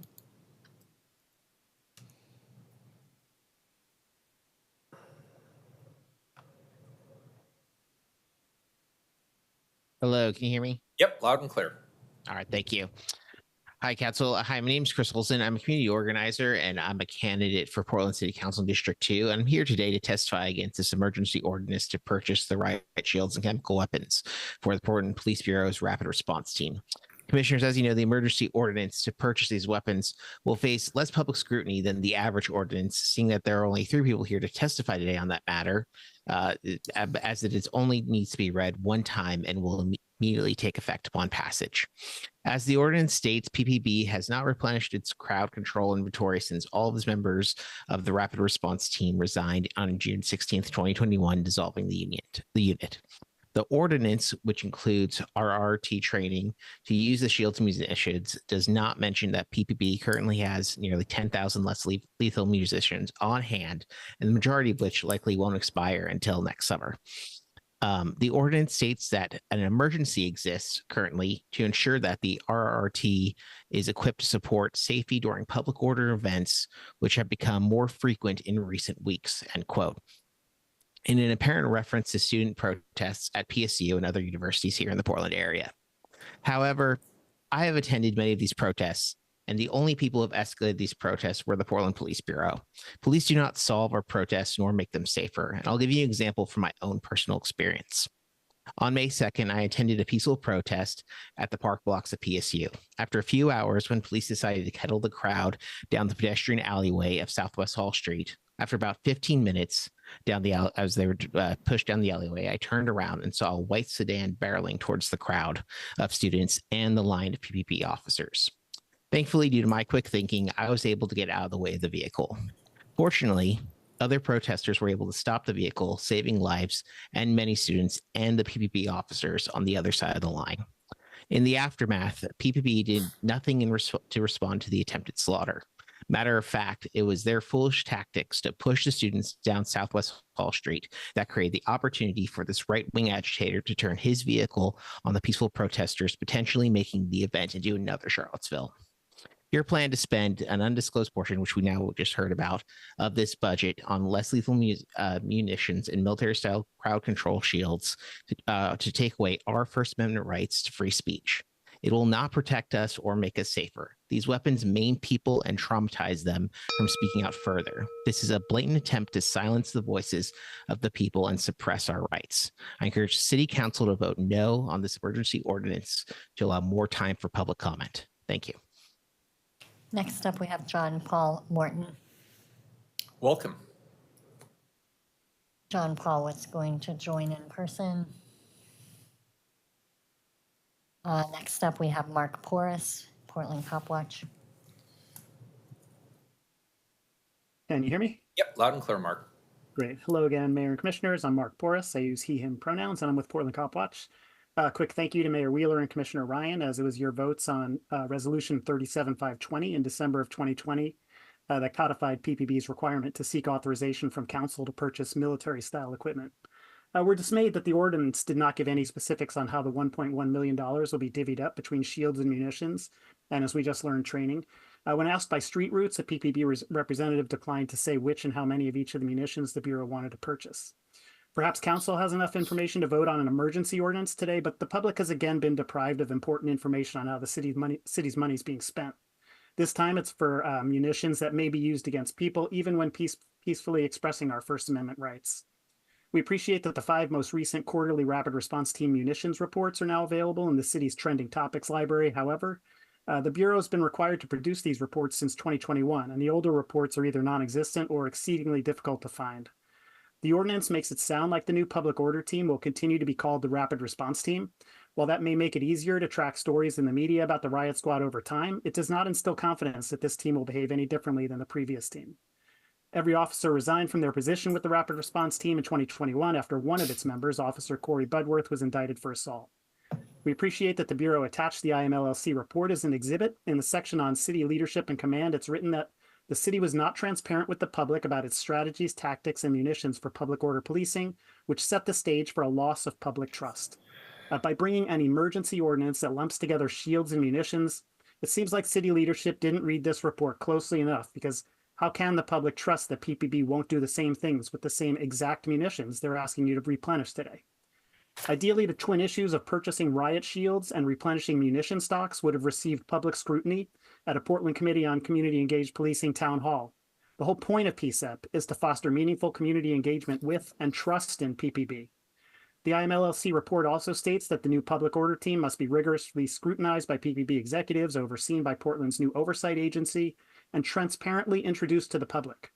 The introduction of these team members should happen at a public meeting of one of PPB's oversight groups. This would be an opportunity for the public to see team members when they're not wearing riot gear, holding shields, or aiming chemical propellants and impact munition launchers. Last week at the Focused Intervention Team Community Oversight Committee meeting, Commander Shaning and some FIT team members introduced themselves to new members of FITCOG. One of the officers, who's been a FIT team member since its inception, told the committee that outside of work, she raises bees. While it might not be much solace to a peaceful protester to know that the officer spraying them with chemicals has an apiary, you should still implement IMLLC's recommendation to transparently introduce the members of this new iteration of the Rapid Response Team to the public.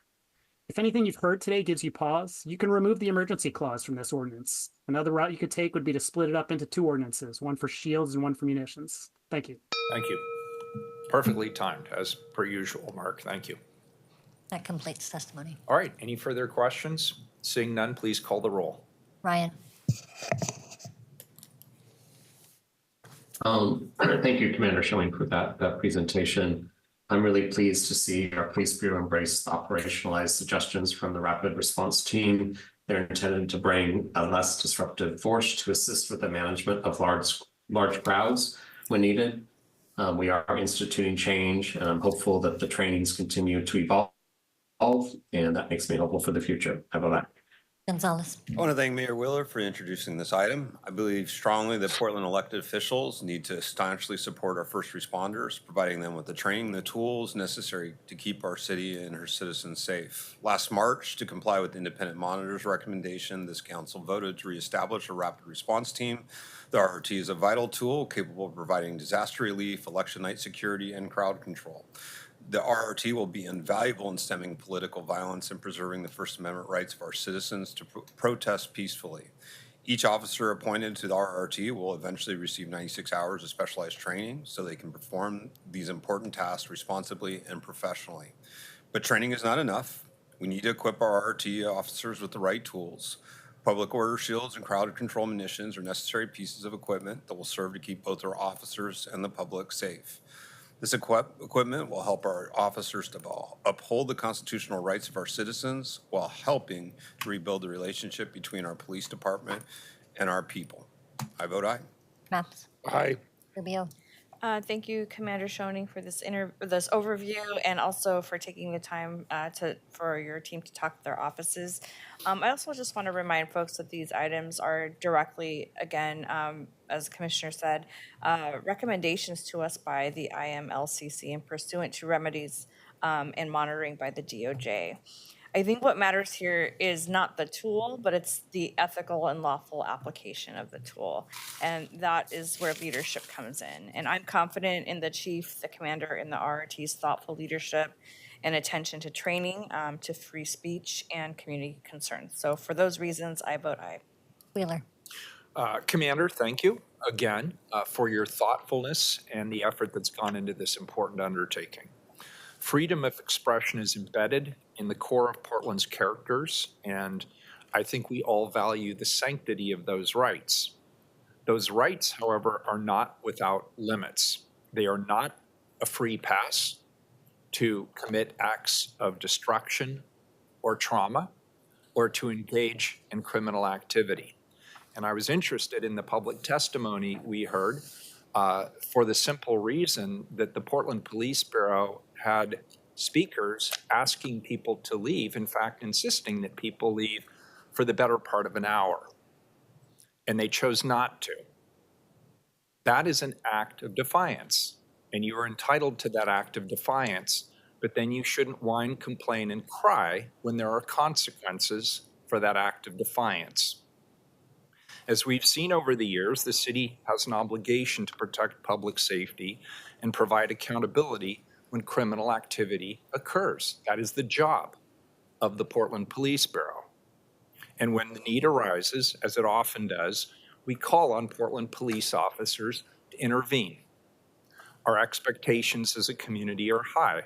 We expect officers to embody their training and engage with our community with integrity and resolve. Likewise, we expect our community to demonstrate passionately but peacefully without causing harm to one another.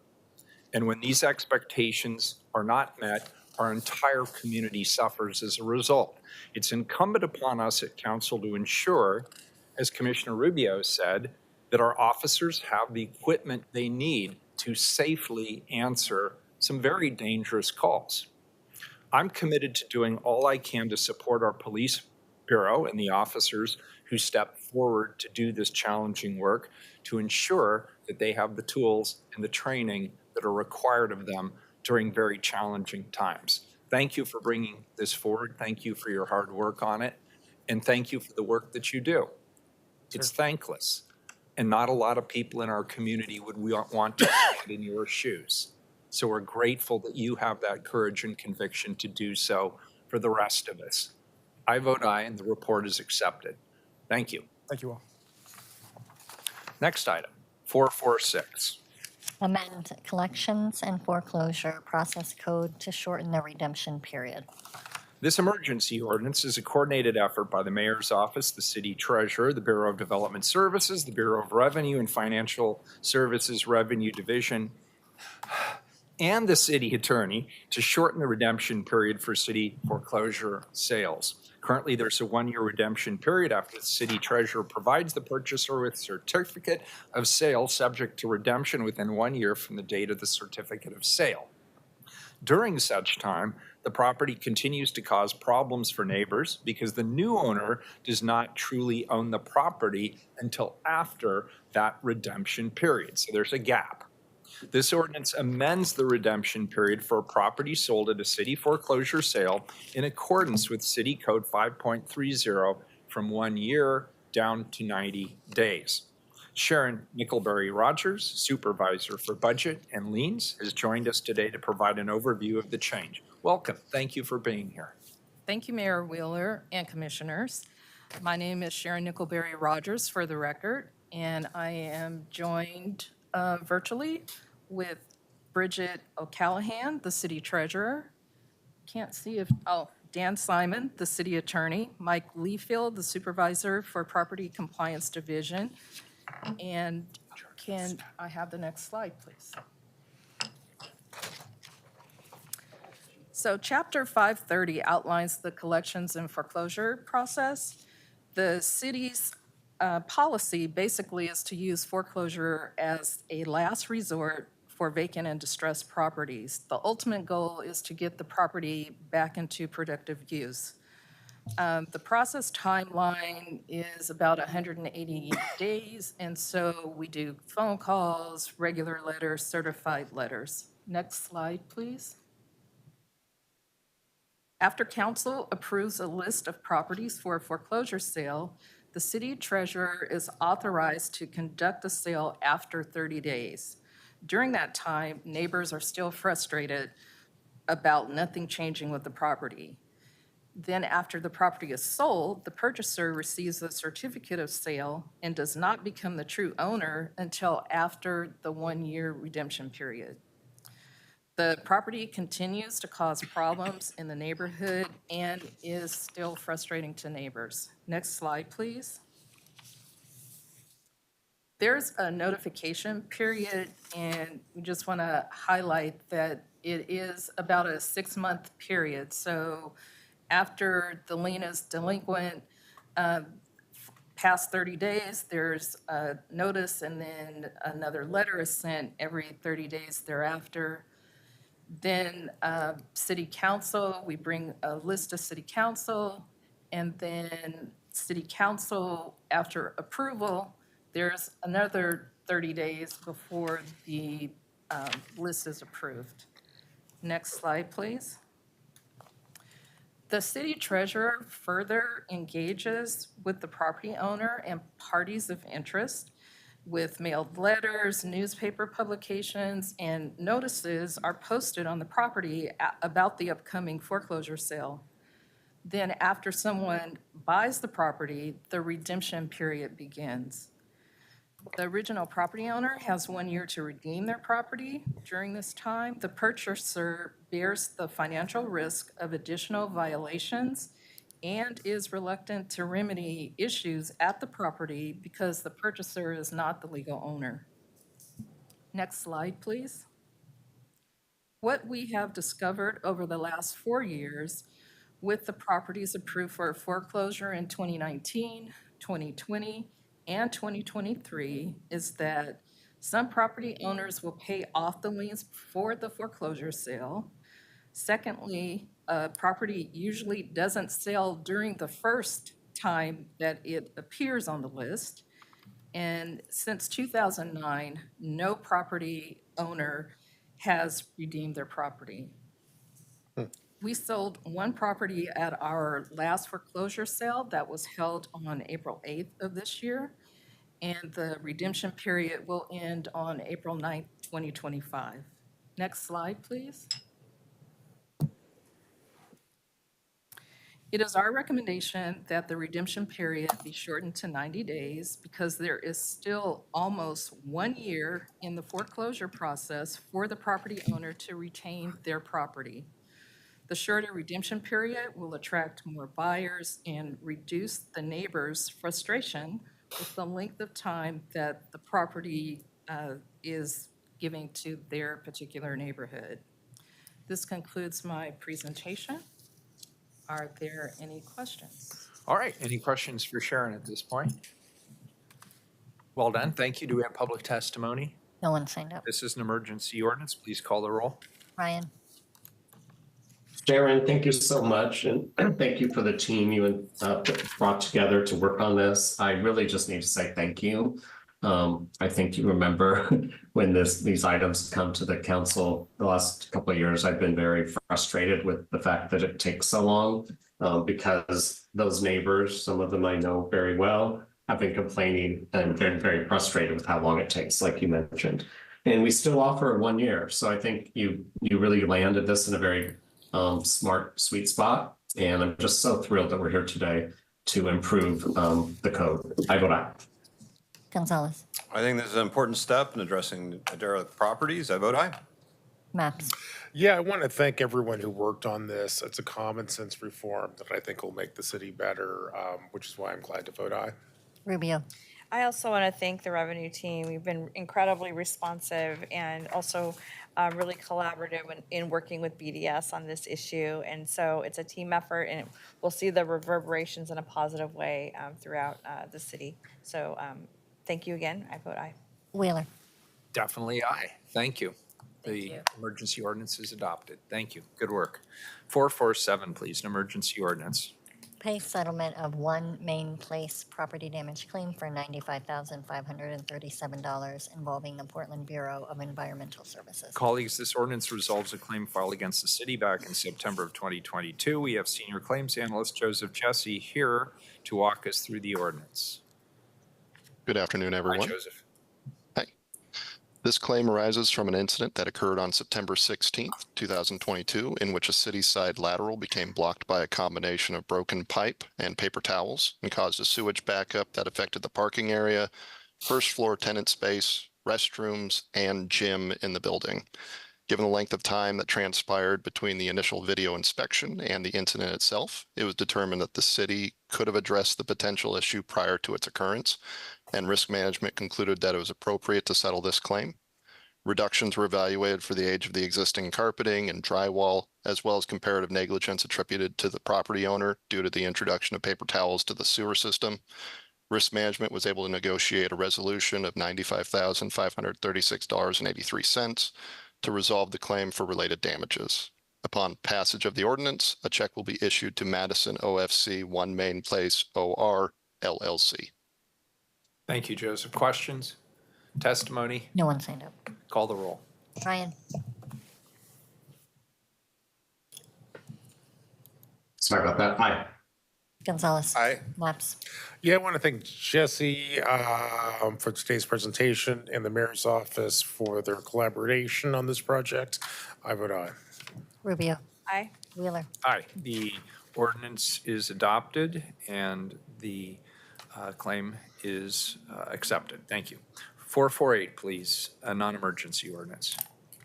Create and establish compensation ranges for 5 non-represented classifications to support the legislative branch of the governmental structure defined by city charter. Colleagues, this ordinance seeks to create 5 new non-represented classifications to support the new 12-person city council. These classifications include the following: a council operations administrative specialist, a council district administrative specialist, a council coordinator, a council policy analyst, and a council operations manager. These positions will provide policy analysis, administrative support, and program coordination directly to elected officials. I'll hand this off to Strategic Projects Manager Tate White to kick us off and introduce the other presenters. And if I may be so bold, the council has a very long session this afternoon starting in 1 hour. So if we could keep it as concise as possible, everybody would be happy. Thank you. Yes, thank you very much, Mayor and Commissioners. Good afternoon. For the record, my name is Tate White, Strategic Projects Manager. I am joined today with Risa Williams, the Classification and Compensation Manager, as well as Barb Seipels. Thank you. And so, I'm going to keep it short. Please go on to the next slide. So this slide was just to remind you why we're here, the voter-approved charter amendments, and one specifically shifting us from a commission form of government to a mayor-council form of government, where we have elected officials with different roles and responsibilities. Next slide, please. And then this is a timeline slide showing, what work we've been doing and decisions that have been made over the past year to get us where we are today. And then a reminder of where we are going and the importance of setting up our new elected officials up for success. And so I just want to highlight on this slide, again, I'm going to keep it brief, but we brought this team forward with the city organization resolution last November, and that was approved at that time. And since then, we have responded to requests to have this team report up to the council president. So I just want to highlight that these classifications have that change in the reporting structure. And then you made the decision to adjust our current appropriation levels later that month in November.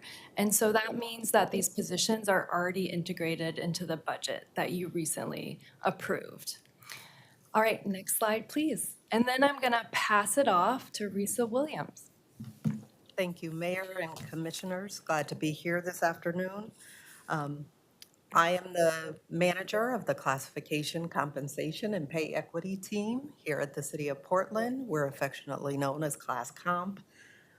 Our charge was to create these new classifications and to assign pay structures And so for the 5 positions that were identified, that is what we did. These positions are distinct, they are unique, they do not currently exist within the city.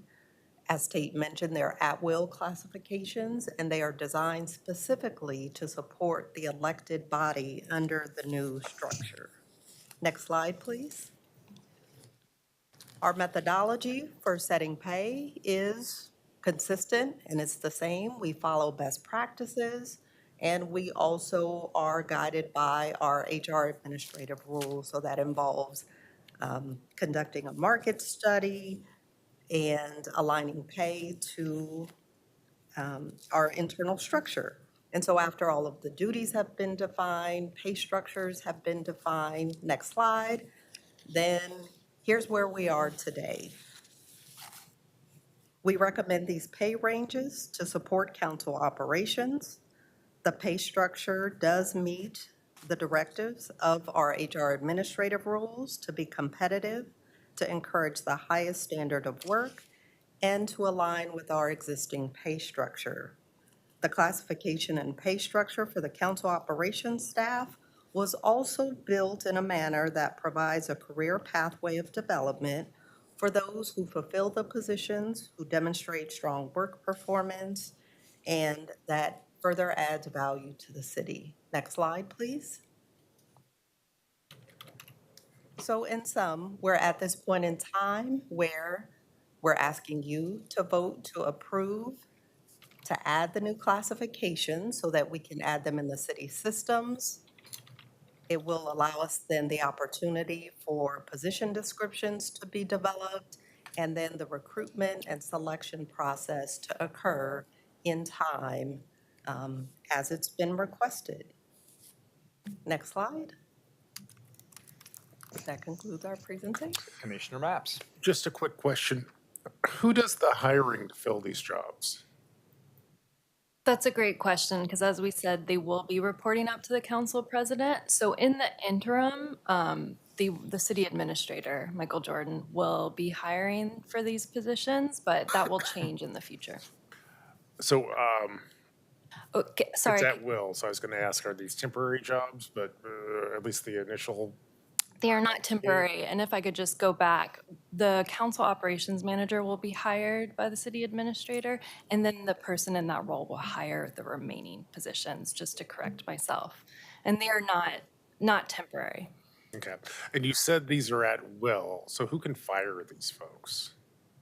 Technically, they kind of serve the collective council, but the council president will have that authority. Okay. Thanks. Welcome. No more questions, Mr. Mayor. Very good. Any other questions? Do we have public testimony? No one signed up. This is the first reading of a non-emergency ordinance. It moves to second reading. Thank you very much. Thank you. Next item, 449, a second reading. Amend administration code to reflect charter reform.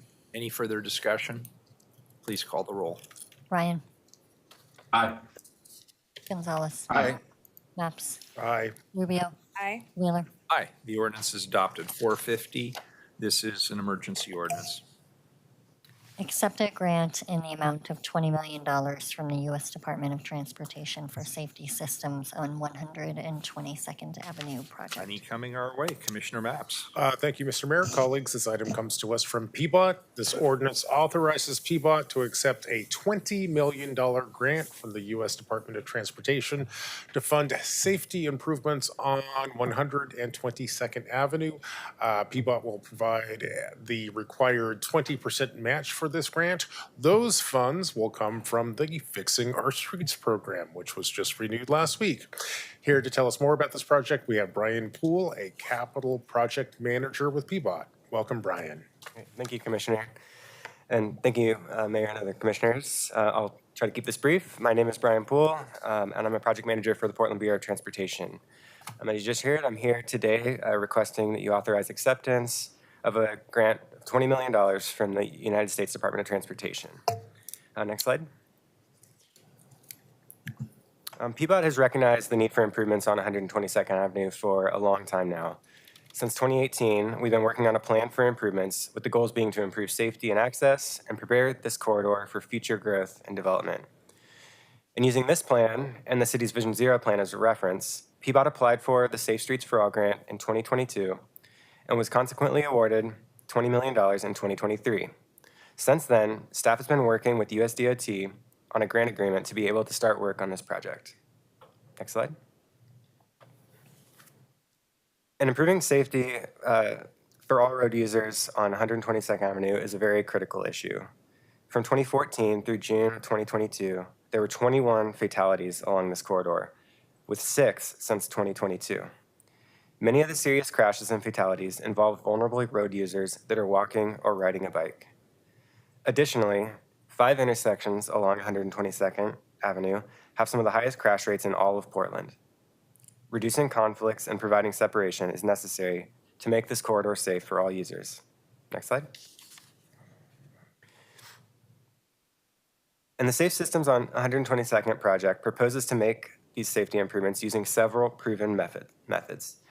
You can see a map on the right of the slide, but these include adding street lighting and crossings, improving intersections and bike infrastructure, repaving and modifying the travel lane south of Powell, adding trees, and even exploring the addition of roundabouts. All of these are intended to comprehensively reduce confusion, better manage high-end speeding, and make the corridor more comfortable for all modes of transportation. Additionally, we plan to hire a community partner to help with engagement and marketing, and another group to do research. Next slide. Concerning the timeline, once this agreement is signed, we will have 5 years to finish design and complete construction. The project will begin further development of project elements this spring and summer, and we'll work with community on how and where to best invest funding. Design will then begin later this year or early 2025 and take approximately 2 years with construction to then follow. Next slide. So in summary, the primary focus of this grant is to comprehensively improve safety on the corridor, but we'll also be working to bring other benefits where possible. We'll work with community to shape the improvements in the early stages of design, and we're now requesting City Council accept this grant so we can begin work on this important project. Next slide. And thank you, and take any questions you have. Colleagues, any questions? Do we have any public testimony on this matter? No one signed up. This is an emergency ordinance. Call the roll. Commissioner Gonzalez is not here. Do we need him? He didn't submit an absence. What's that? Yeah, but I have 4 commissioners present. Do I need him? Yes, it's unanimous of the commissioners present. There has to be a minimum of 4. There are 4 present. Okay. Ryan? Wait, do I have a disagreement from legal counsel on this? Preferable if he's back. Table it. We'll come back to it in a minute. Item 451, a second reading. Vacate portions of Northeast Winchell Street and Northeast Mallory Avenue, subject to certain conditions and reservations. Any further discussion? Please call the roll. Ryan? Aye. Gonzalez? Maps? Aye. Rubio? Aye. Wheeler? Aye. The ordinance is adopted. 452, also a second reading. Any further discussion? Please call the roll. Vacate portions of Southeast Lambert Street, Southeast Malden Court, and Southeast Malden Street, subject to certain conditions and reservations. Any further discussion? Call the roll. Ryan? Aye. Gonzalez? Maps? Aye. Rubio? Aye. Wheeler? Aye. The ordinance is adopted. 453, a second reading. Revise solid waste and recycling rates and fees for franchised residential collection and the commercial tonnage fee effective July 1st, 2024. Call the roll. Ryan? Aye. Gonzalez? Maps? Aye. Rubio? Thank you, Eben and Quinton, for your good work here. Aye. Wheeler? Aye. The ordinance is adopted. 454. Amend regulation of lobbying entities code to align with the amended city charter approved by voters in Portland Measure 26-228. This has been requested to be referred back to Auditor Reddy's office without objection. And we'll wait until Commissioner Gonzalez gets back for 450. We have a sense of where in the restroom. He's coming back. Okay, good. While we're sort of just musing, no, never mind. Here he is. Oh, good. Okay, we're on 450, which is a Emergency? Emergency ordinance. PBOT 122nd, safety improvements, Money accepting coming the our way. grant. Money All from for it. somebody else coming to us. 100% supportive. Great. Please call the roll. Yes, thank you, Brian. I will accept 20 million from the feds. 82nd improvements. Aye. Gonzalez. Aye. Maps. Aye. Rubio. Aye. Wheeler. This is great, fabulous. Keep them coming. I vote aye. The ordinance is adopted. We are adjourned until 2 p.m. Sorry, I didn't mean to hold this up. I didn't really.